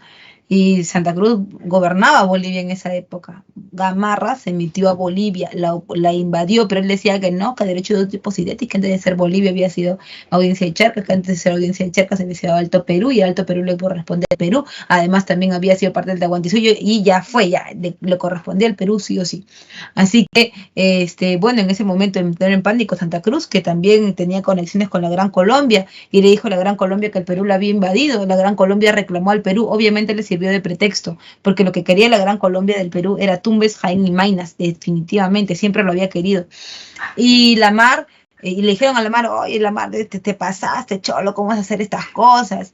Mira que te has metido, ¿qué hablas? ¿Qué hablas? Quedó payaso la Mar, porque él no sabía qué estaba pasando. Quedó peor que la Melissa Paredes, joven, con el gato activador. Entonces, le dijo, ¿pero qué estás hablando? No, que sí, que tú has mandado un tal Gamarra, cholo, pero entiende, estamos en un caudillismo, yo no tengo nada que ver, él ha ido por su cuenta, tiene su propio ejército. Ay, nadie te la cree esa. Y bueno, Gamarra dijo, ya, bueno, cholo, si no me crees, no me crees, pues, ¿ya? ¿Qué cosa quieres? ¿Qué cosa quieres? ¿Quieres mecha? ¿Quieres pelear? Ya nos peleamos. Y el Perú entró en una guerra contra la Gran Colombia. El Perú entró en guerra contra la Gran Colombia con el pretexto de la ocupación de Bolivia, pues. Y el Perú también quería algo, quería Guayaquil, porque si tomaba Guayaquil, tomaba la Gran Colombia, si tomaba la Gran Colombia, tomaba Ecuador, Colombia y Venezuela, de refilón Bolivia y el Perú, ¿qué más quería? Entonces ya íbamos ganando la guerra. Íbamos ganando la guerra. ¿Qué pasó? Gamarra se subleva en Lima y en Lima y en Piura. No te digo que es una... Cuando regresó al Perú, Gamarra le dio un golpe de Estado. Ese golpe de Estado termina con el gobierno de la Mar y comienza el primer gobierno de Agustín Gamarra. En ese primer gobierno de Agustín Gamarra se firma el Tratado de la Reagual para ponerle fin a la guerra contra la Gran Colombia. Y además también se forman las fronteras con el Tratado Pando Novoa. Y es más, le dimos territorios. Claro que no tumbé Jaén y Maynas, pero le dimos territorio. ¿Te das cuenta? Entonces, él es el que hace la cochinada y mira lo que ahora ya, como los gatos lo ha tapado. ¿Sí? No es así, pues. Bueno, el gobierno de Gamarra obviamente tenía una posición fuerte de los liberales porque Gamarra, pues, era un pata que había dado un golpe de Estado, que creía que el Congreso no debería existir, que solamente debería existir su poder, y obviamente los liberales que se encontraban en el Congreso le dijeron, no, que cómo es posible, y siempre lo hablan en sus espaldas, ¿eh? Hablaban de Gamarra, sí, que es un desgraciado, que por su culpa no podemos vender bien, porque Gamarra también decía eso, él sí era un conservador en lo político y en lo económico era un proteccionista, porque él tenía el negocio de la lana, pues en el sur. Y él no quería que vengan las importaciones, nada, eso le hacía perder plata a los liberales. Y los liberales en el Congreso hablaban de él, pues, ese pata que hace muchos problemas, que no sé cuánto, que estamos retrocediendo como el cangrejo. Y hubo uno que sí le dijo en su cara, en el Congreso, Francisco González de Pauli Vigil dijo, yo acuso que el gobierno del señor Agustín Gamarra es un gobierno dictatorial, es un gobierno de facto, porque en una república, lo importante, son las elecciones. Y Gamarra se loqueó, vinieron los problemas, ¿no? Se intentaron dar diversos golpes de Estado, no se logró, Gamarra tuvo que llamar elecciones que supuestamente iban a ser elecciones fraudulentas, porque Gamarra había puesto a su mejor amigo Pedro Pablo Bermúdez como candidato conservador, y por los liberales iba José Luis Orbegoso. Ahora, nadie sabía del pasado de Pedro Pablo Bermúdez. Pedro Pablo Bermúdez ya prácticamente iba a ganar y los periódicos soltaron que era amigo de Gamarra, todo se supo que era amigo de Gamarra, todo un chongo, así que ya la gente no quiso votar por él y votaron por Orbegoso. Profe, pero ni lo conocía, bueno, ya, pero el mal menor. Votaron por Orbegoso, del 33 al 35, Orbegoso tiene un gobierno liberal que afronta las guerras civiles con conservadores. Claro, porque tú sabes que Gamarra, el plan no era ese, el plan era que ganara su pata, no que ganara el liberal. Uy, Gamarra se loqueó, joven, si lo perseguía el hombre, lo quería matar al Orbegoso. La única que lo podía parar era la señora Panchita. Sí, la mariscala, la Panchita de Subiaga, que era casi 25 años menor que el Gamarra. Uy, pero era nadie de la época. Ella lo paraba al hombre, porque si no, imagínate, lo mataba al Orbegoso. Es más, muchas veces hubo atentados en contra de Gamarra, y ella dirigía los ejércitos, vestía pantalones, le decían que era marimacho. Pero en realidad todo eran ataques al gobierno de Gamarra, ¿no? Finalmente, Gamarra por todos los flancos quería destruir el gobierno de Orbegoso. Hay un ataque desde Pedro Pablo Bermúdez, que es el mismo, pues, porque es su amigo, ¿no? Salaverry también, que está ahí coludido con Gamarra, y el mismo Gamarra. Finalmente, el último gran golpe es el de Salaverry. Salaverry golpea el gobierno de Orbegoso, da un golpe de Estado, ¿no? Y Orbegoso, desesperado, llorando, el pobre se va a Bolivia y le dice: Santa Cruz, no sabes qué me ha pasado, me da un golpe de Estado. ¿Quién te ha dado, hijito, un golpe de Estado? Salaverry. Ay, no seas ridículo, pues ese chivolo que juega con Chipitaps, ¿qué te va a dar un golpe de Estado? Ese ha sido el atorrante ese de Gamarra. ¿Y ahora qué hago? ¿Cómo que qué haces? Hay que darle un golpe a ese hombre. Ya es demasiado. Mira cómo tienen inestabilidad en el Perú. Sí, yo quiero desaparecer a Gamarra. ¿Cómo hacemos? Bueno, para desaparecer a Gamarra hay que desaparecer el Perú. ¿Cómo? Sí hay que desaparecer el Perú porque Gamarra siempre va a estar detrás del poder en el Perú. Si ya no existe el Perú, entonces ya Gamarra no va a molestar. Te propongo hacer la Confederación Perú-Boliviana. ¿Qué significaba la Confederación Perú-Boliviana? A ver, dímelo. Significaba integrar política y económicamente Bolivia y el sur andino. Ojo, que no era algo nuevo, porque antes de las reformas borbónicas, tú comprenderás, te acordarás que éramos una sola cosa. Ah, sí, en el virreinato del Perú éramos una sola cosa. ¿No te acuerdas que ahí estaba la mina en Potosí? Ah, y que antes de las reformas borbónicas, Tupac Amaru II tenía una ruta ahí. ¿Te acuerdas? Una ruta comercial de arrieros. Entonces ellos querían regresar a eso, ¿no? Entonces la idea era unir territorial, económica y políticamente, además de territorio obviamente, a Perú y Bolivia, ¿no? Y generar acá una nueva ruta de comercio. Ahora, ¿eso a quién le molestaba? Le molestaba a los chilenos, porque los chilenos por mucho tiempo habían sido los que tuvieron la hegemonía económica en el Pacífico Sur, o sea, acá abajo. ¿Por qué? Porque hasta llegar a los puertos que estaban acá, el Callao, Paita, Cobija, era demasiado. Bueno, el Callao y Paita nada más, ¿no? Era demasiado lejos, por eso casi todos desembarcaban primero en Chile y luego de Chile se había convertido en el nuevo puerto del Callao, ¿no? De ahí se repartían a los demás. Entonces los chilenos les iba muy bien hasta que estos dos se juntaron. ¿Cuál fue el problema de esto? Que la Confederación Perú-Boliviana proponía la ley de puertos. La ley de puertos libres decía que se crearían más puertos en este territorio, en este litoral, se crearían más puertos como el puerto de Cobija, ¿no? El puerto de Tacna, se crearían varios. Entonces, ¿qué es lo que Santa Cruz prometía? Le decía a los ingleses, escuchen la oferta. Miren, si ustedes vienen directamente a nuestros puertos que estamos poniendo y las antiguas que teníamos también acá en el territorio, pues no le vamos a cobrar nada de impuestos, man, ¿ya? O sea, tú vas a desembarcar y todo planchadito, arancel flat. ¡Bravazo! Ah, pero eso sí, si tú primero te paras en Chile o en Argentina a descargar, ya te fregaste. Ya no te doy nada, vas a pagar el doble. Y por eso era la idea de atraer al capital inglés. Y eso no le gustó a los chilenos. ¿Qué? Oye, ¿cómo juegan sucios? ¡Qué desgraciados! ¿Cómo van a hacer eso? Si te conviene nomás Inglaterra, tú verás. Y por eso los chilenos, pues, estaban en contra de la Confederación. En oposición, obviamente, el sector conservador de los peruanos. Profesora, ¿por qué los conservadores peruanos no querían a la Confederación? Uno, Gamarra era un conservador, ¿no? Políticamente no les convenía. Segundo, muchos de los conservadores también eran proteccionistas. Y el proteccionismo, ¿qué decía? Que hay que evitar las importaciones. Y los ingleses iban a traer productos baratos. Por eso no los querían, pues. Incluso muchos de los conservadores decían, ay no, van a traer productos baratos. Inclusive aquí en el Perú, siempre la diferencia en cuanto a la apariencia física había sido muy importante, sobre todo en la ciudad de Lima, que es una ciudad de muy apareciente. Entonces, ¿qué pasó? Hay una conversación inclusive en el año 34, si no me equivoco, sí, en el 34, que sale en Peregrinaciones de una paria entre la señorita Florita Tristán y la esposa de Gamarra, la señora Francisca Zubiaga, que estaba enferma, ¿no? Porque ella tenía problemas de epilepsia y demás. Y le decía, figúrese usted, señorita Florita, que ahora los negros van a vestir como nosotras. Ya no va a haber diferenciación. porque como va a ser tan barata la ropa que trajeran de Europa y ¿no? Va a ser todo tan barato que ya no va a haber ni siquiera diferencias entre nosotros. Imagínese usted qué falta de respeto. ¿Cómo va a haber eso? ¿No? Entonces, sí, hay una oposición de los conservadores a esto, ¿no? Por otro lado, también los países afectados que son Chile y Argentina, ¿cómo se conformaría la confederación?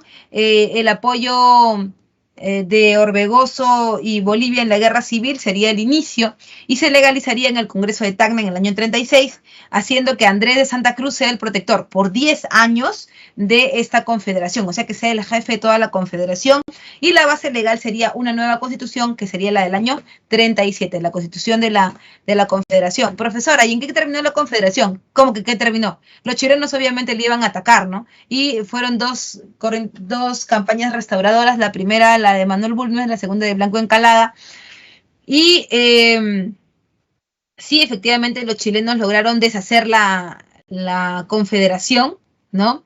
El pretexto obviamente era que Bolivia había invadido el Perú, ¿no? Salieron ahí los conservadores y dijeron, ¡ay, Chile! Nos vamos a apoyar, Gamarra sobre todo, ¡ay, Chile! Sí, qué fea la confederación. Nosotros lo vamos a apoyar. ¿Sí o no, Salaverry? Sí, hay que apoyarlo. Salaverry, Gamarra, los amiguis de siempre, ellos, los que tienen una relación tóxica, ya, ellos se juntaron con los chilenos y los argentinos porque a ellos no les convenía la confederación, ¿no es cierto? Nos vamos a apoyar, chicos. Sí, porque Bolivia no se ha juntado como el Perú, lo ha invadido, al Perú lo ha invadido, ¿ya? Porque obviamente Salaverry como nuevo presidente golpista proponía eso, ¿no? La segunda campaña restauradora derrotó a la Confederación en la batalla de Yungay y queda como presidente en su segundo gobierno Agustín Gamarra del año 39 al año 41. Pero hasta ahí, ¿todo bien? ¿Hay alguna consulta, alguna pregunta, algo?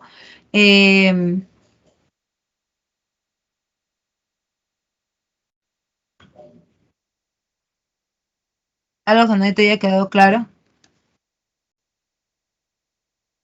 Sí, en el Perú siempre se han peleado, sí, por la política siempre se han peleado, caudillos, pues. Sí, Perú sede Guayaquil, por supuesto, a la Gran Colombia. Ajá.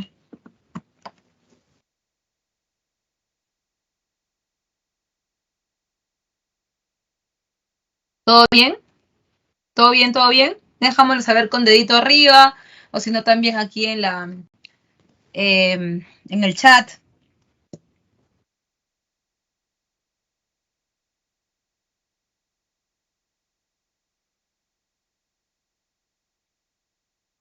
todo claro, chicos.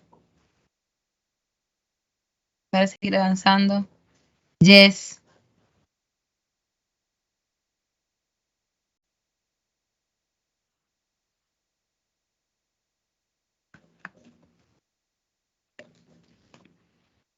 Bueno, supongo que los demás también estarán yes, ¿no?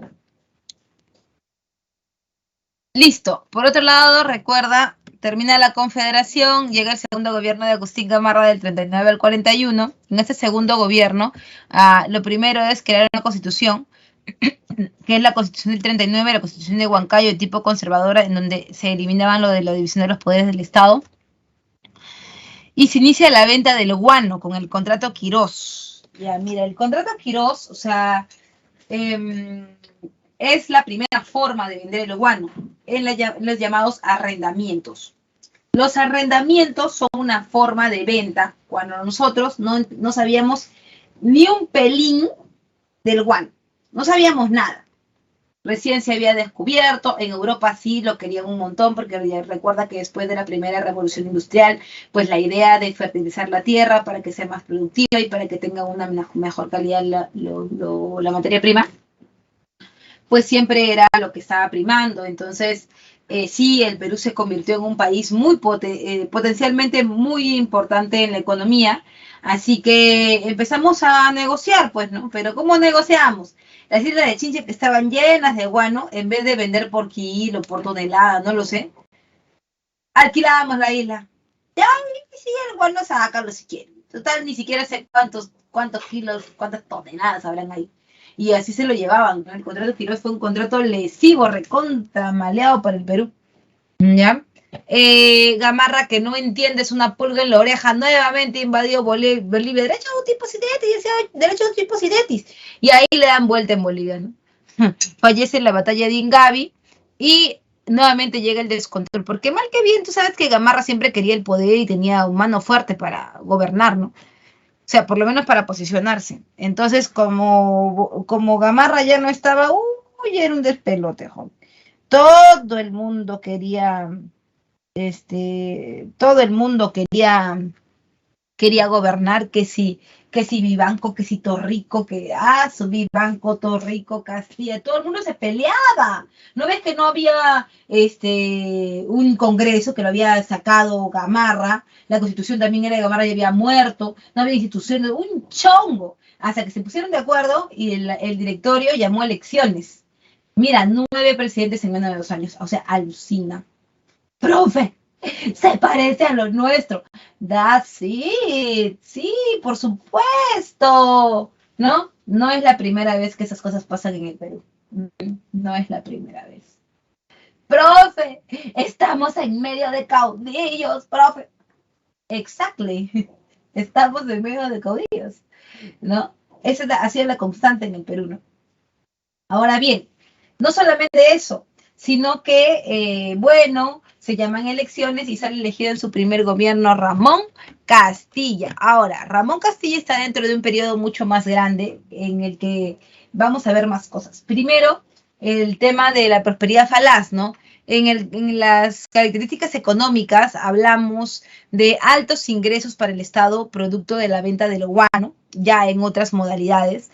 Esta venta del guano tenía sus ventajas y sus formas de comercialización, ¿no? Las ventajas, bajos costos, sin producción. Ahí estaba el problema. Al principio todo bonito porque, ay, sí, vendo guano y tengo plata. No invierto casi nada. Si las que hacen el guano son las aves guaneras, yo no tengo nada que ver ahí, qué suerte que tengo, ¿no es cierto? Entonces, en el Perú ya se fueron viendo nuevas formas también de venderlo porque lo de los arrendamientos como que, no era muy bacán, ¿no? Pero teníamos teníamos la posibilidad de tener un resto de plata. ¿Por qué le llamamos prosperidad falaz si se supone que nos iba bien económicamente? Ahí está la cuestión. Es que no nos iba bien económicamente a todos.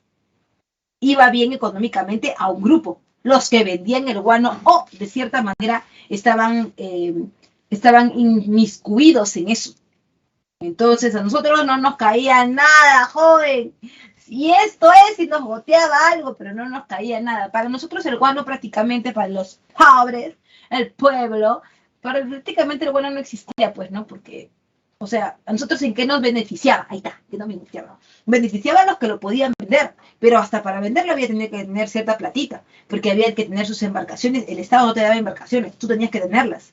La gente que trabajaba ahí, ¿no? Y aparte de eso también están inscritos en una casa comercial para poder vender el guano, era una cuestión bien fuerte, ¿eh? Entonces, hay ventajas, ¿no? Bajos costos,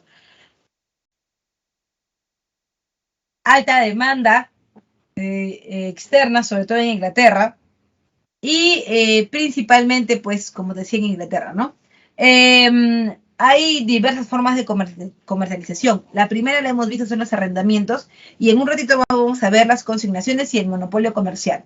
Ahora, el problema del guano era que, como te dije, como no teníamos que hacer nada, nosotros no llegamos a industrializarnos porque el guano no se transformaba. Simplemente agarraban una pala y iban llenando las embarcaciones, más nada. O sea, no existía la posibilidad de, de generar un estado que se moviera. Con esa plata no hicimos nada. Primero, porque las consignaciones, si bien es cierto, le daban plata al Estado, le daban una cochinadita, prácticamente nada. Entonces, sí ganamos, parecía que era un montón, pero al final la plata se iba en los intermediarios que eran los consignatarios. Ahí se ganaron mucho billete. En cuanto a las características políticas, hay altos niveles de corrupción, ¿ya? Y el Estado se fortalece. Como te lo decía, hay una mayor presencia en provincias anulando los poderes locales, ¿no? el Estado va a expandirse burocráticamente. O sea, van a haber oficinas del Estado en todos los lugares. Antes no había, pues, ¿no? Y la gente hacía lo que le daba la gana. Claro que también eso de traer más burocracia implicaba también corrupción. Tú sabes, pues, ¿no? Los cargos públicos se compran y se venden, joven. La gente se lo pasa por encima. Si hasta los policías tienen su cartelito de yape, imagínate, pues, joven. O sea, eso también implicaba orden, pero al mismo tiempo corrupción. ¿Ya? Por otro lado, también están en sociales la inmigración asiática, la mano de obra barata y la europea. No solamente estamos hablando de chinos, ¿eh? También estamos hablando de japoneses que en varias oleadas migratorias llegan al Perú y los europeos. Eso vamos a ver alemanes bastantes, alemanes, austriacos, prusianos, un montón. Por ahí algunos italianos también, ¿no? Que esos van a venir siempre.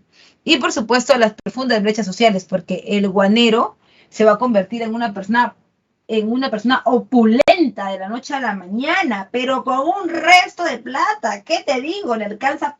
Mira, si el guanero hubiera sido gato, le alcanzaba para sus 7 vidas. Alucina.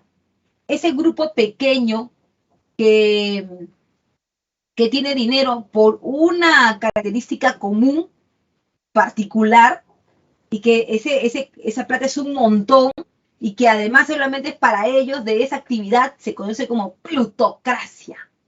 Profe, ¿Pluto como el perrito? Sí, plutocracia. La plutocracia guanera. Tienen más plata que Atahualpa antes del rescate. ¿Ya? Bien, entonces eso. Seguimos, vamos con el gobierno de Ramón Castilla. Hasta ahí todo bien, todo bien, todo bien. ¿Por qué el Perú no usó el guano que exportaba para mejorar sus cultivos? Por varias cosas. Primero, porque no estamos hablando de tierras que sean del Estado.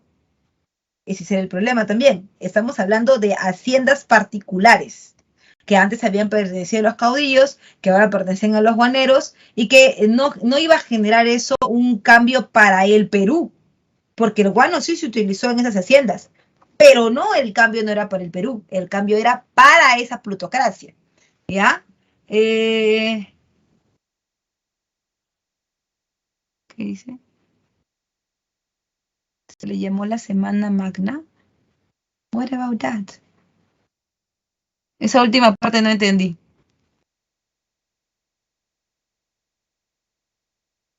Ya.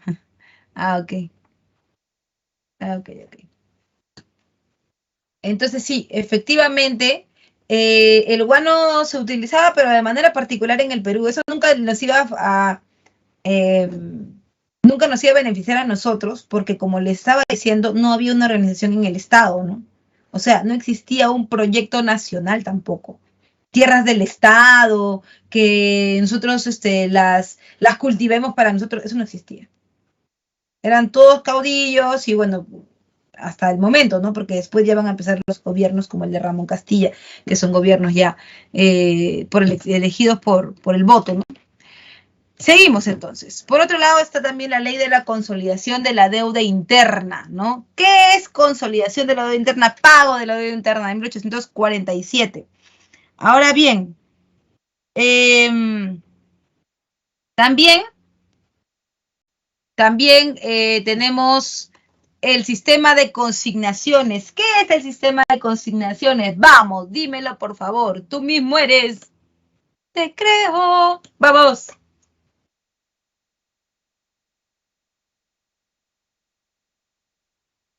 A veces cuando veo las grabaciones que suben al internet, son de ese salón, creo, ¿no? de la mañana, digo, claro, la gente lo ve en grabación, ¿no? Pero una cosa es verlo en grabación y otra cosa es disfrutarla en vivo y en directo como lo estamos haciendo nosotros, pues, ¿no? Porque no sé ustedes, pero yo sí la vivo. A mí sí, cada clase, no solamente es esta, sino que yo lo que he visto que suben en internet es esta, ¿no? Pero, o sea, no calculan cómo nos divertimos acá, ¿no? Es realmente bacán. No sé ustedes, yo sí me divierto un montón. Dice, ya, yo pregunté por las consignaciones y me dicen una nueva forma de administrar el guano. Ya, perfecto, claro que ya, dice Naomi. Ya que Castilla estrechó la mano con la casa Gibbs. Ya, sí, el guano, bueno, no solo la casa Gibbs, es una de las casas, ¿no? Pero efectivamente, tienes toda la razón, Frank. Sí, es una nueva forma de vender el guano, ¿no? De vender el guano. ¿Por qué? Porque ya no se alquilaría el guano, sino ahora sería una cuestión mucho más organizada. Y es que el Estado tendría intermediarios, ¿no? Que serían las casas comerciales, ya serían las casas comerciales como la casa Gibbs, que organizaría a los que quieren vender el guano. El Estado tiene sus intermediarios, la casa comercial, a la que se adjudicaban los vendedores de guano. Entonces, ¿tú quieres vender guano? Tienes que estar en una casa. ¿Cuál es la más común? La casa Gibbs, ¿no? El Estado le vende la casa Gibbs y obviamente la casa Gibbs gana su prima, ¿no? O sea, su billete, ¿ya? Y tú puedes adquirirlo de ahí legalmente. Dice, entonces, el Estado, claro que gana más que alquilando las islas, pero hay algo importante, ¿no? Y eso importante es que se genera una mayor burocracia, ¿no? Una mayor burocracia porque hay que seguir a todos. Entonces, claro que organizados dentro de la casa comercial, ¿no? Por otro lado, también o sea, hemos cambiado, ¿no? De los consignatarios que están todos unidos en la casa comercial y en la casa comercial hace el negocio con el Estado. Ahora, se inicia la migración de la población china, principalmente a a las haciendas de la costa, sobre todo norte. Ahí vamos a tener gente que trabaja, no tanto en el guano, ¿ah? Sí hay chinos para guano, pero casi la mayoría para arroz, para azúcar, eh, para algodón en el norte, ¿ya? Eh, Se da el presupuesto nacional de la República en el 46 que incluye el pago de la deuda interna, o sea, el pago, la ley de consolidación, ¿no? Vamos a pagar todo lo que debíamos acá dentro del Perú y por lo general son deudas de la guerra de independencia. Las obras que son ahí el ferrocarril Lima-Callao, llega también el vapor Rímac, ¿no? Y en política educativa el reglamento de instrucción pública, ¿ya? Que serían las bases de la nueva forma de administrar la educación. En cuanto al debate, está el derecho al voto, si los analfabetos deben o no tener, si los analfabetos deben o no tener derecho al voto. También está la política de equilibrio continental, ¿no? Que es básicamente la compra de armas a futuro con la plata de los guanos, ¿no? O sea, Castilla sabía que necesitaba armarse y por eso compra con la plata de los guanos, ¿no? Termina el gobierno de Castilla y llega el gobierno de José Rufino Echenique, que además había sido su ministro de Hacienda, del año 51 al año 54. Profesora, ¿por qué no duró 6 años? Porque lo interrumpieron. Él va al Tratado de Herrera de Ponte y Ribeiro del 51, ¿no? Para libre navegación por el Amazonas, y se promulga la migración alemana a la selva. Echenique tenía la idea de la superioridad racial, ¿no?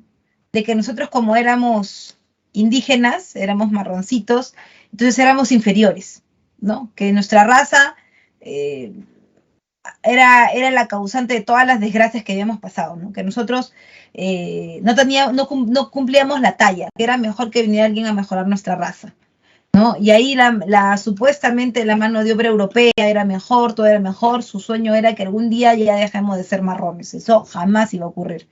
Porque los alemanes, los prusianos, los austriacos, a los que se les cursó la invitación porque se los invitaba a venir, no se convirtieron con nosotros. Ellos tenían sus concentraciones en sus pueblos y con nosotros nunca. Tampoco queríamos, obvio. No, mentira, sí, sí, seguramente que sí.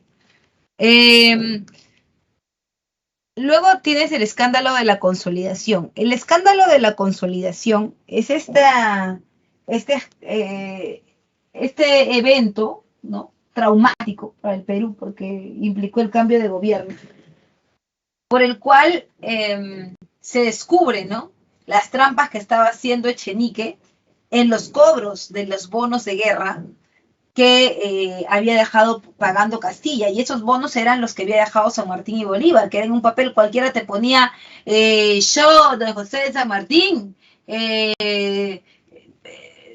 aseguro, propongo que cuando el Perú sea libre e independiente, el Perú pagará todas sus deudas, ¿ok? Y ese momento llegó, pues era libre e independiente y tenía posibilidades de pagar, que era la época del guano, ¿no?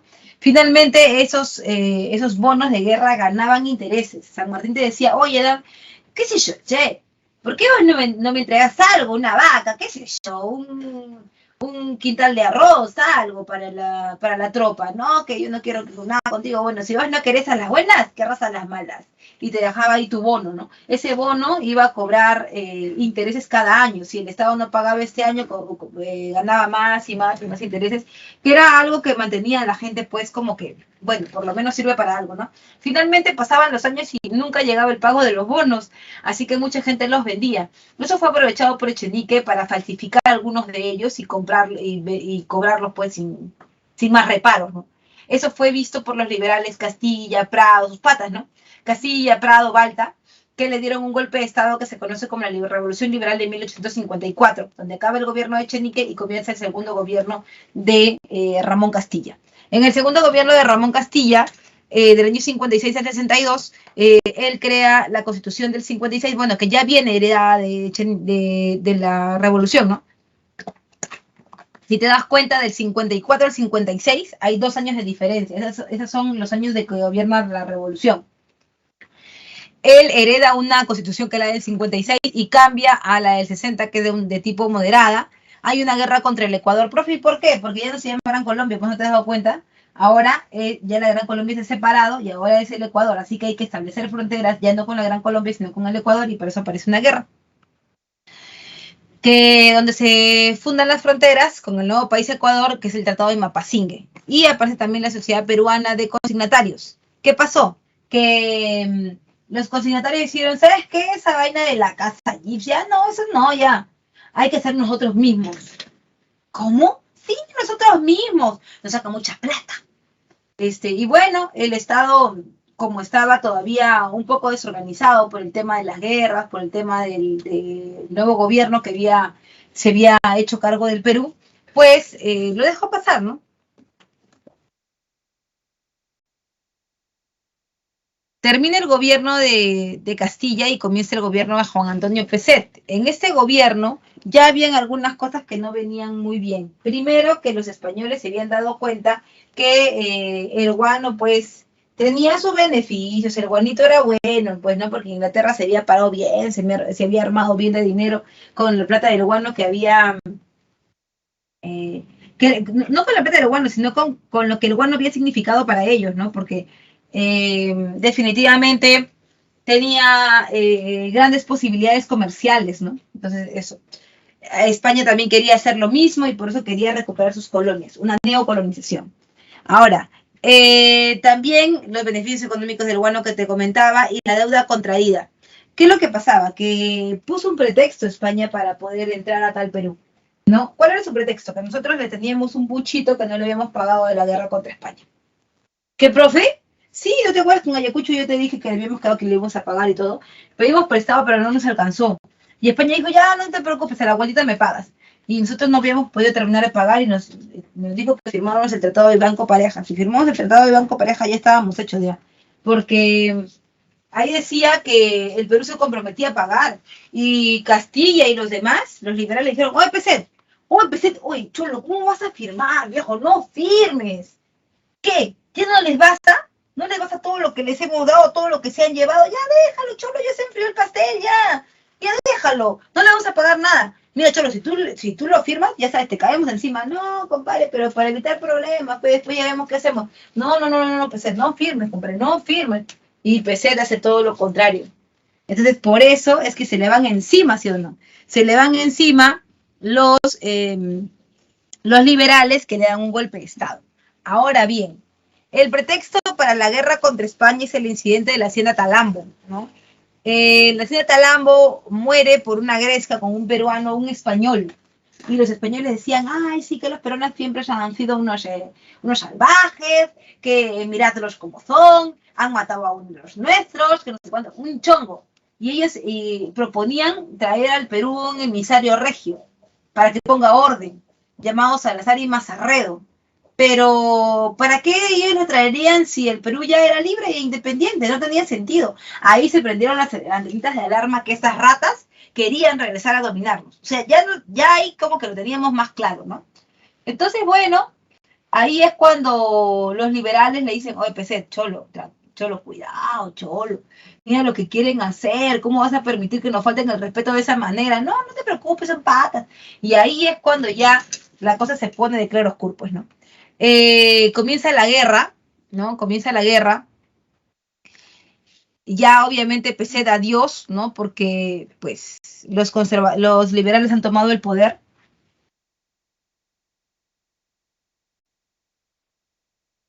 Y en cuanto a la guerra, los liberales dijeron, oye, aguante, aguante, aguante.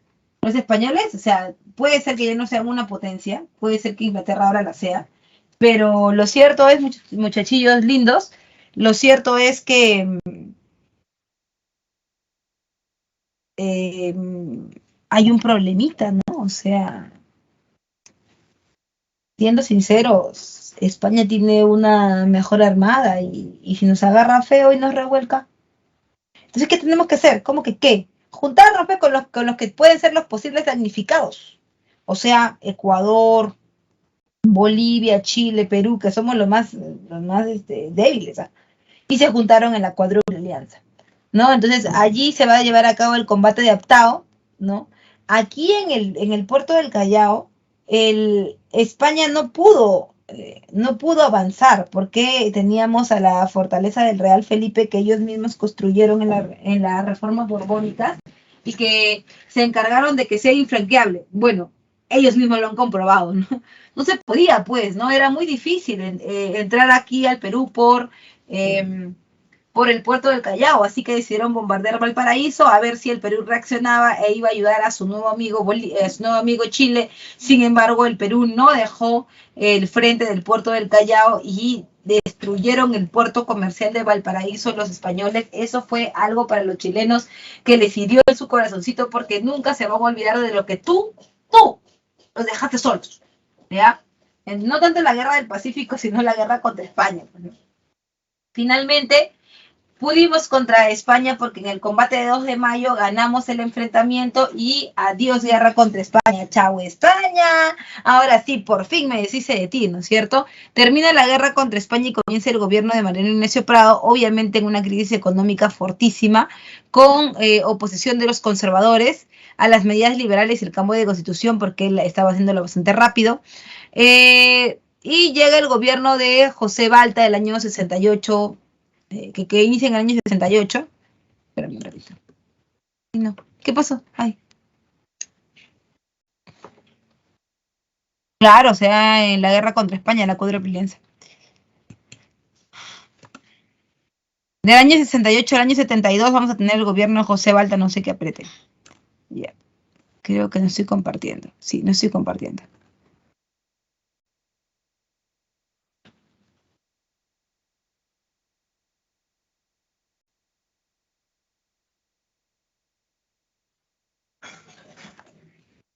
Ya. Yeah. En el gobierno de José Balta, lo primero que hay que ver es que hay un cambio en el tipo de contrato, ¿no? En el tipo de venta, la forma de venta del guano. El guano había estado siendo vendido por consignatarios, ¿no? Entonces, cuando terminó la guerra, Balta le propone a la Casa Gibbs, oye, Casa Gibbs, chelo, ¿qué fue? ¿Qué fue? ¿Cómo fue la venta del guano durante la guerra? No estaba por acá, porque tú sabes que estaba en guerra, compadre. Siempre peleando. Ah, sí, que no sabías. No, ¿qué pasó? Si los guaneros se han hecho su propio grupo, ya no están conmigo. ¿Qué? ¿Y a quién le están pagando? Sí, a ti será, porque yo no he recibido nada. A su madre. Y ahora, no, sí, mira, cholo, yo no quiero ser cizañero ni nada por el estilo, pero yo sí he visto que están vendiendo. Yo ya me he quitado de ahí porque hay mucho problema, cholo, demasiado. No se puede vivir, se dan mal la vida. Y El Estado les cobra a los consignatarios. Oye, consignatario dice que tú estás vendiendo. No, te han estado floreando. ¿Cómo voy a vender yo si ha habido guerra? Además, tú todavía eres conchudo, ¿no? Todavía reclamas después que has estado en guerra. Consignatario, paga, mi cholo. Tú has estado vendiendo el guano. No, ¿qué te va a pagar si yo no tengo nada? Ah, no tienes nada. Ah, tú no quieres pagar. Ya está bien, no pagues. No, ya, no pagues, no pagues, no pagues. Pero eso sí, me devuelves mi guano, cholo. Me devuelves. ¿Pero qué? No, no, no, no, y ahí cerramos contigo. No, cerramos contigo. Ya no quiero nada, no vas a vender bueno tú. No, disculpe, es que, disculpe, vale, no, ni una broma aguantas tú, ¿no? No, ya no vas a vender guano. No me sale a cuenta. Ya no. Ahora voy a vender el guano de otra manera. Voy a vender el guano a través de un solo comprador. Ese solo comprador es la nueva forma de vender, que es el monopolio comercial, y ese único comprador es la Casa Dreyfus.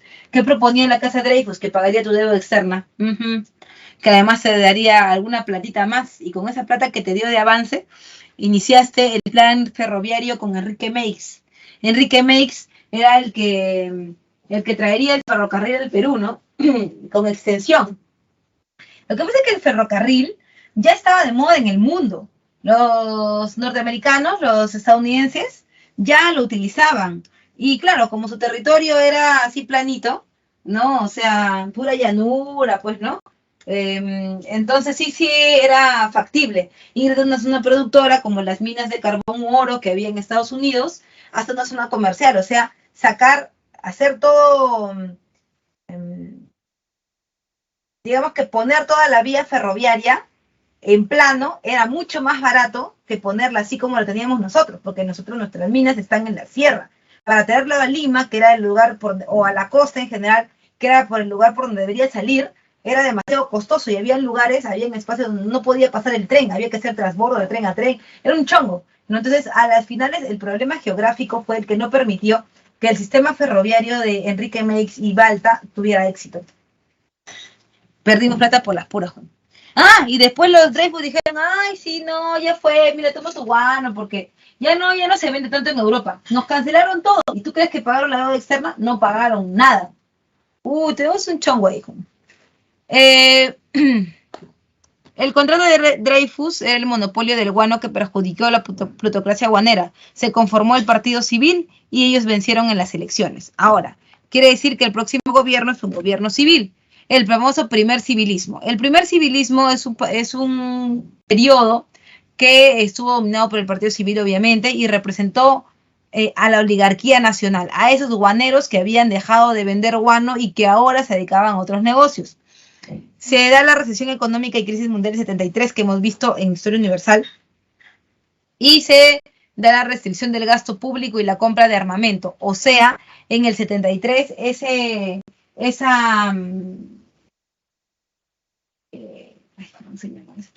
esa política de equilibrio continental que había hecho Castilla de comprar las armas, ya la iban a cortar. Porque habíamos sido afectados por la crisis económica de Estados Unidos, pues, ¿no? Y finalmente se da la restricción del contrato Dreyfus. Se restringe el contrato Dreyfus, se anula y se crea en compensación el famoso contrato Rafael, con la casa Rafael y Hermanos, que era una casa de los consignatarios. O sea, ellos que estaban en el gobierno ahora se vendían guano a ellos mismos, ¿no?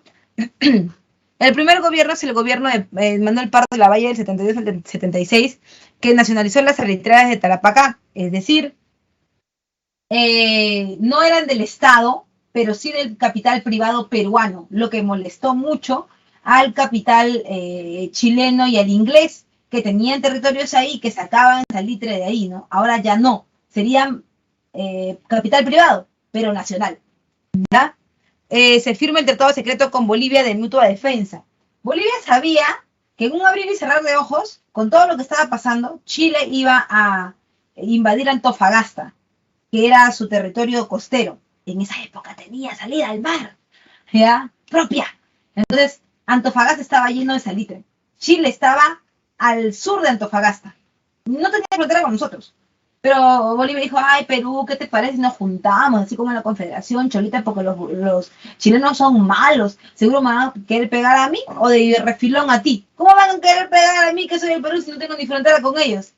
Pero los bolivianos nos convencieron y firmamos el tratado secreto, que no teníamos nivel de ese entierro joven, pero ahí estábamos. Se da el Reglamento General de Educación Pública, siempre los Pardo desarrollando ideas para la educación, ¿no? Y ahí se crea la Escuela de Ingenieros Civiles, de Minas, de Ingenieros Agrarios, que hoy es la UNI, ¿no? Y también la reforma universitaria de la Universidad San Marcos. Se organiza el censo del año 76 y aparece el segundo gobierno de Mariano Ignacio Prado. Ya, de Mariano Ignacio Prado. En ese gobierno del 76 al 79, estamos en una crisis económica terrible, por lo que hemos pasado en la guerra contra España, seguimos mal. Hay una oposición pirolista porque Prado, porque los civiles quieren gobernar y Prado no es un civil. Entonces, Prado decide tratar de evitar la guerra con Chile y para eso manda a una misión que es la misión Lavalle, pero no logra nada, ¿no? Y finalmente la guerra se inicia con Bolivia y luego nos salpica a nosotros, ¿no? También ahí vamos a ver que se inicia la guerra contra Chile. ¿Hasta ahí todo está bien? ¿Hay alguna duda, alguna consulta, algo que no hayas entendido? Disculpa que vaya tan rápido, pero tengo que llegar hasta la República Aristocrática.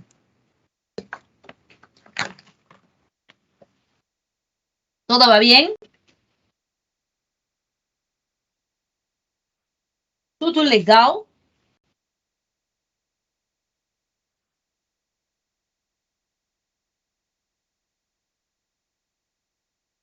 A ver, acá tenemos un montón de gente. Tenemos a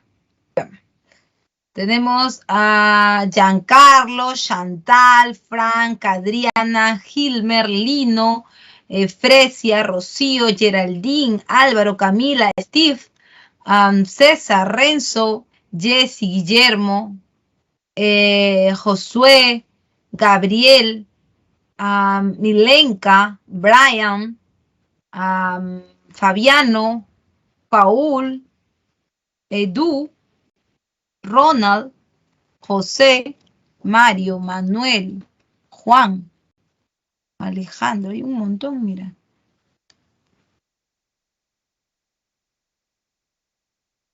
Raúl. ¿Todo bien, chicos?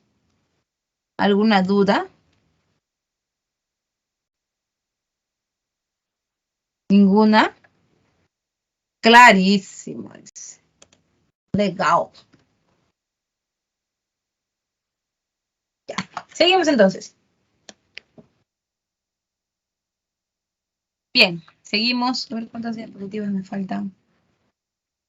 Me falta un chupo. Cuando hablamos de la guerra contra Chile, decimos que hay varios antecedentes. Uno, la bancarrota de Perú, ¿no? Y la reducida capacidad militar, no teníamos un ejército profesional todavía. En cuanto a las causas, una es la causa ya, la gran causa, ¿no? La ambición chilena por los territorios salitreros en Bolivia y Perú. En Bolivia de Antofagasta y en Perú de Tarapacá y Arica, ¿no? Bien. Por otro lado, están las decisiones políticas. Ay, no estoy compartiendo. Ya, disculpa.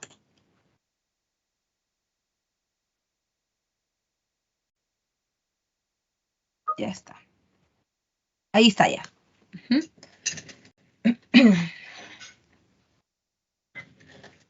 A ver si se ve, ¿no? ¿Sí se ve?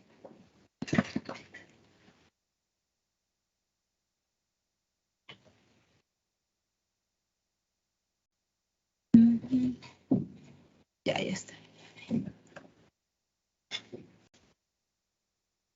Ya. Bien.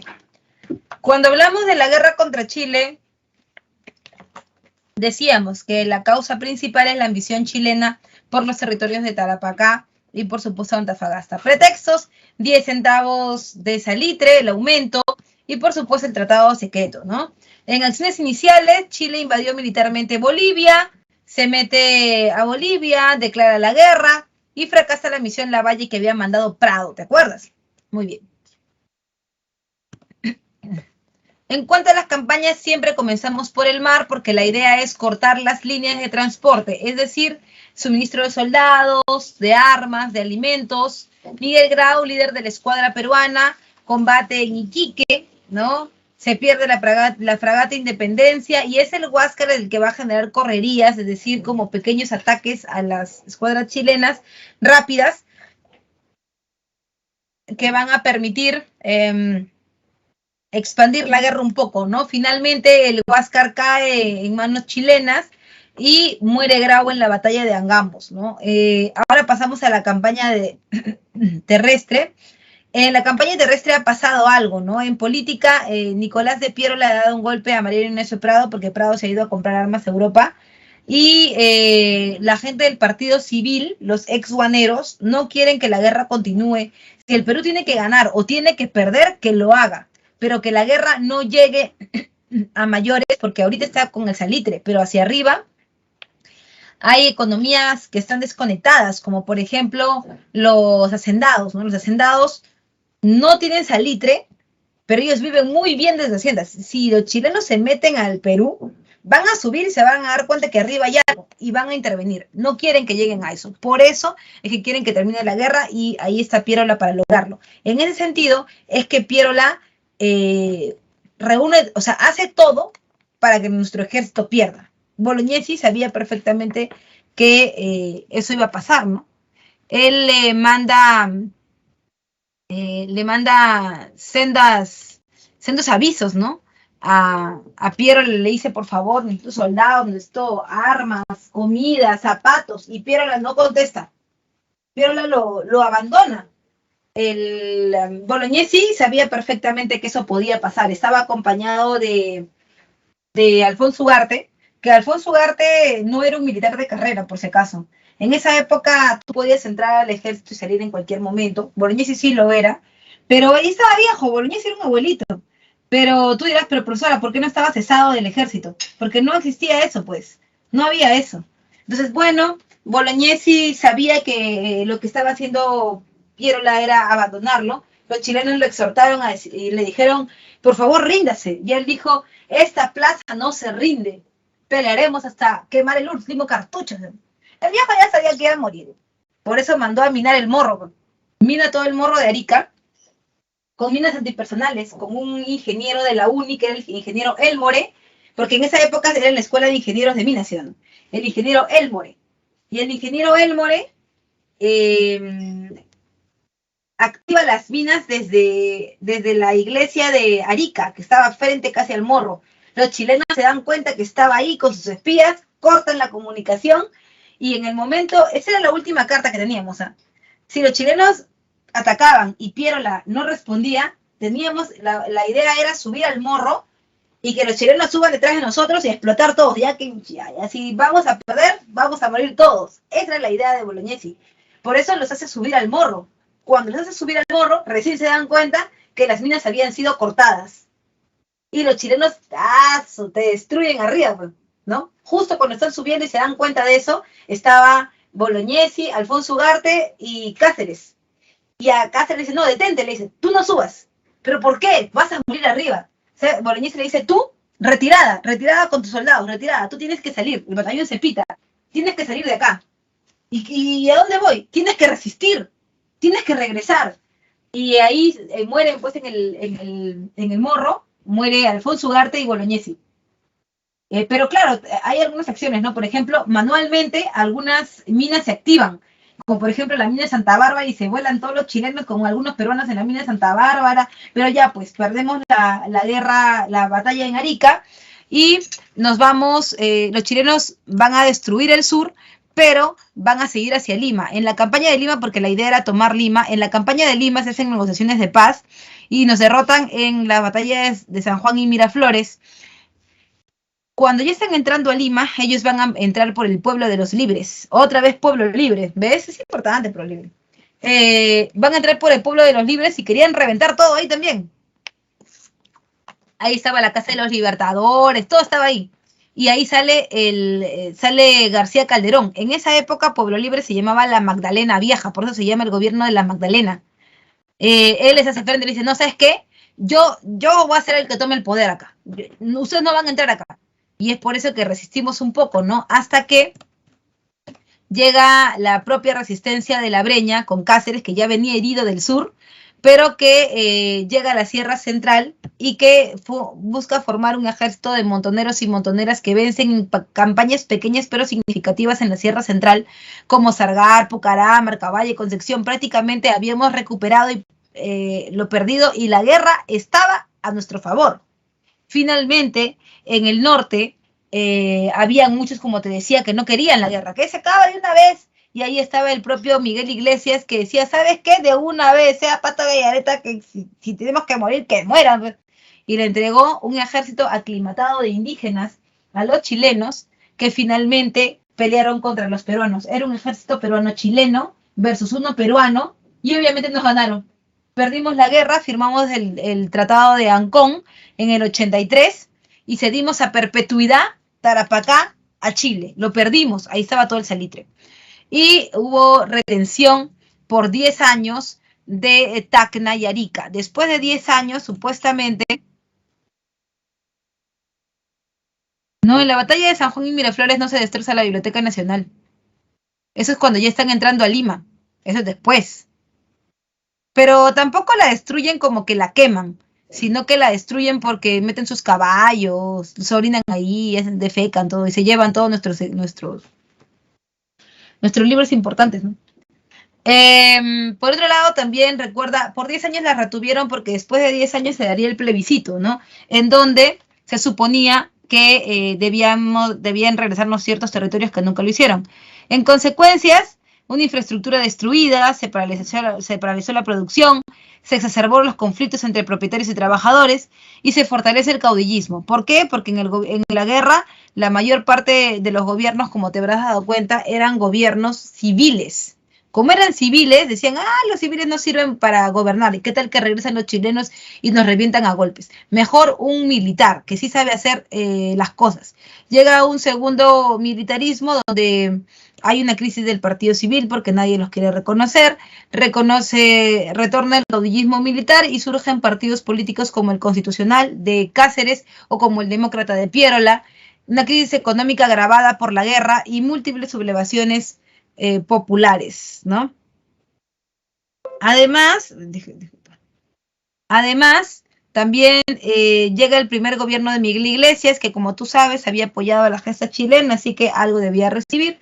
Se reapertura la Universidad de San Marcos, la Biblioteca Nacional, y se restituye la contribución personal porque eran los indios los que, entre comillas, debían hacerse cargo de la reactivación económica del Perú, y eso los indios lo van a repeler. Como lo repelen, entonces hay un levantamiento. Los indios, no, ¿cómo es posible que a mí no me puedes estar cobrando si yo también he participado en la guerra? Pregúntale a Cáceres, es un desgraciado, por tu culpa nos ha pasado todo esto. Y se revela Tusparia en Huaraz. Finalmente, frente a esa rebelión, es que Andrés Avelino Cáceres toma el poder en un golpe de Estado y se crea una alianza entre su partido y el Partido Civil, nuevamente los del Partido Civil intentando entrar al poder.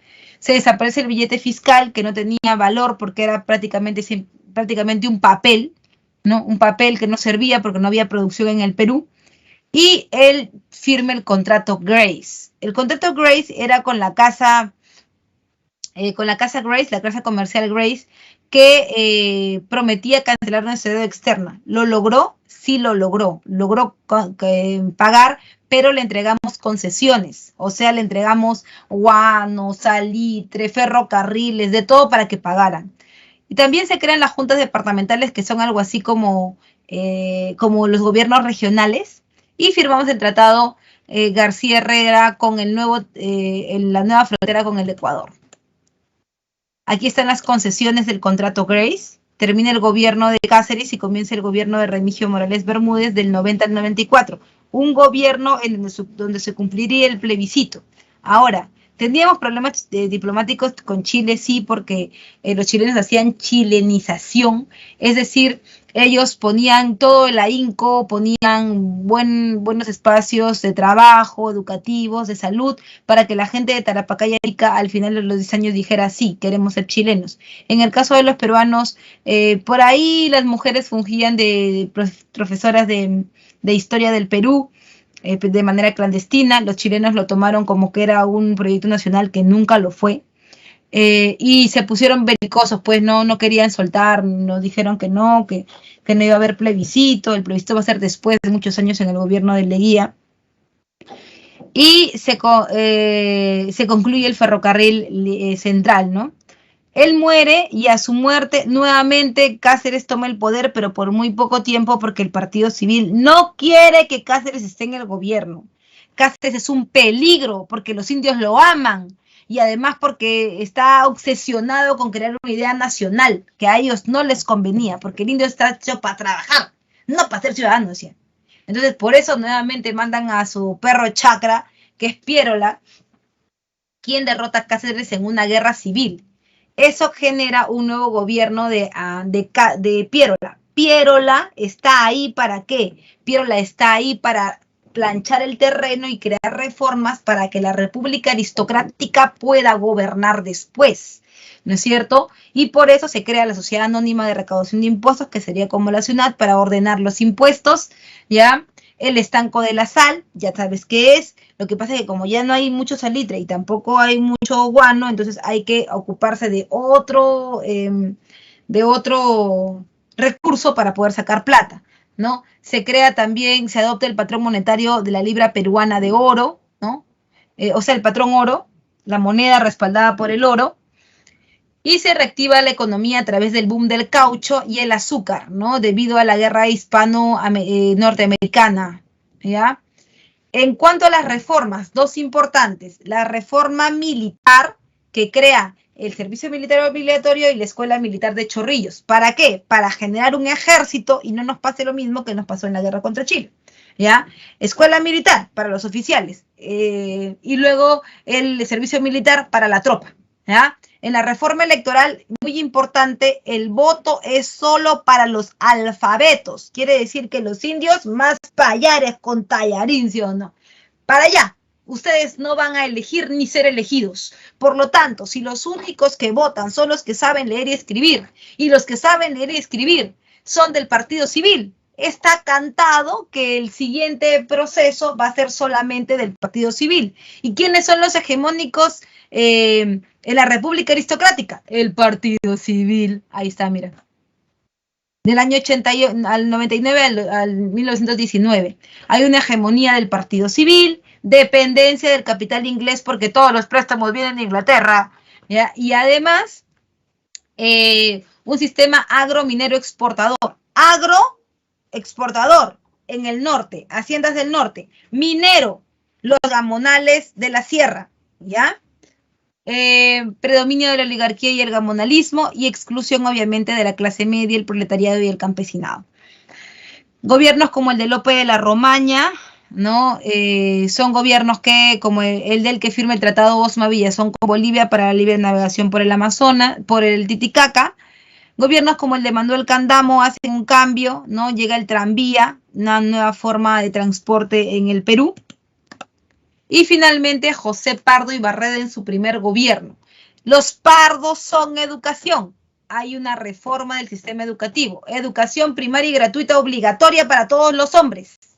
Y se reglamenta el acceso femenino a las universidades, pero no para tener carreras, sino para que ellas puedan ser alumnas libres.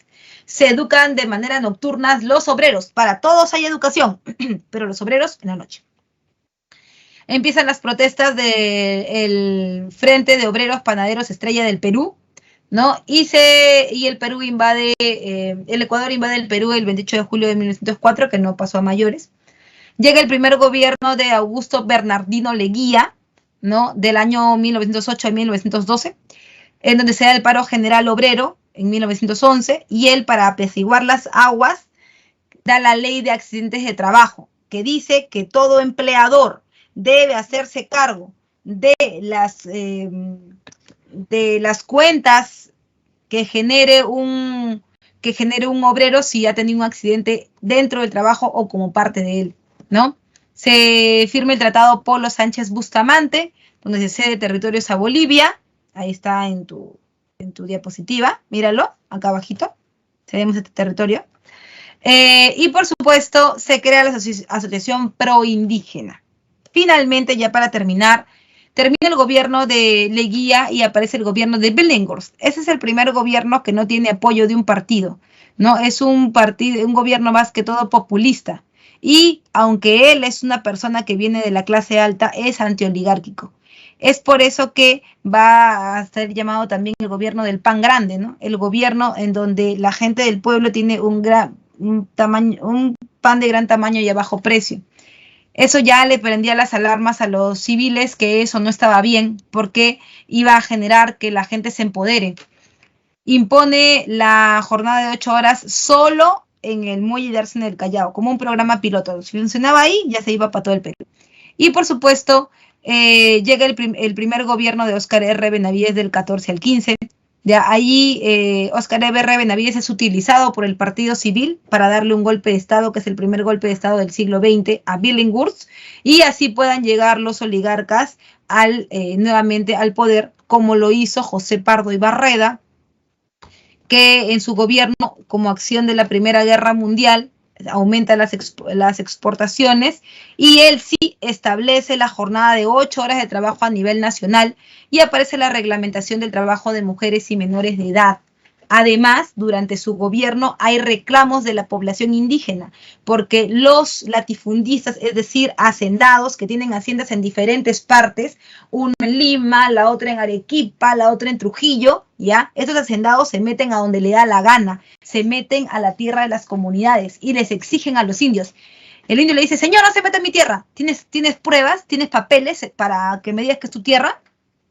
No. Ah, entonces cállate la boca. Y es por eso que es Teomiro Gutiérrez Cuevas Rumi Maki el que saca la cara por los indios para construir un estado federado como el Tahuantinsuyo que no se logra realizar. ¿Ok? La línea de tiempo. Bien, chicos, hasta ahí va a llegar mi semana del día de hoy. Ya te voy a dejar tus claves rapidito, como siempre, como cada semana. Y por supuesto, te voy a invitar a que pases por el multichat para que dejes tus preguntas y por supuesto para estar siempre en comunicación con tus profes. Así que no siendo más, yo me despido de ti y nos vemos la próxima semana. La última semana no, nos falta todavía una más, ¿ya? Es la última semana de Historia Universal. Así que nos vemos. Chao, chao. Saludos a todos por tu casa, a todos los que me están viendo. Saludos, ceñitos, saludos. Saludos a todos. Chao, chao. Chao.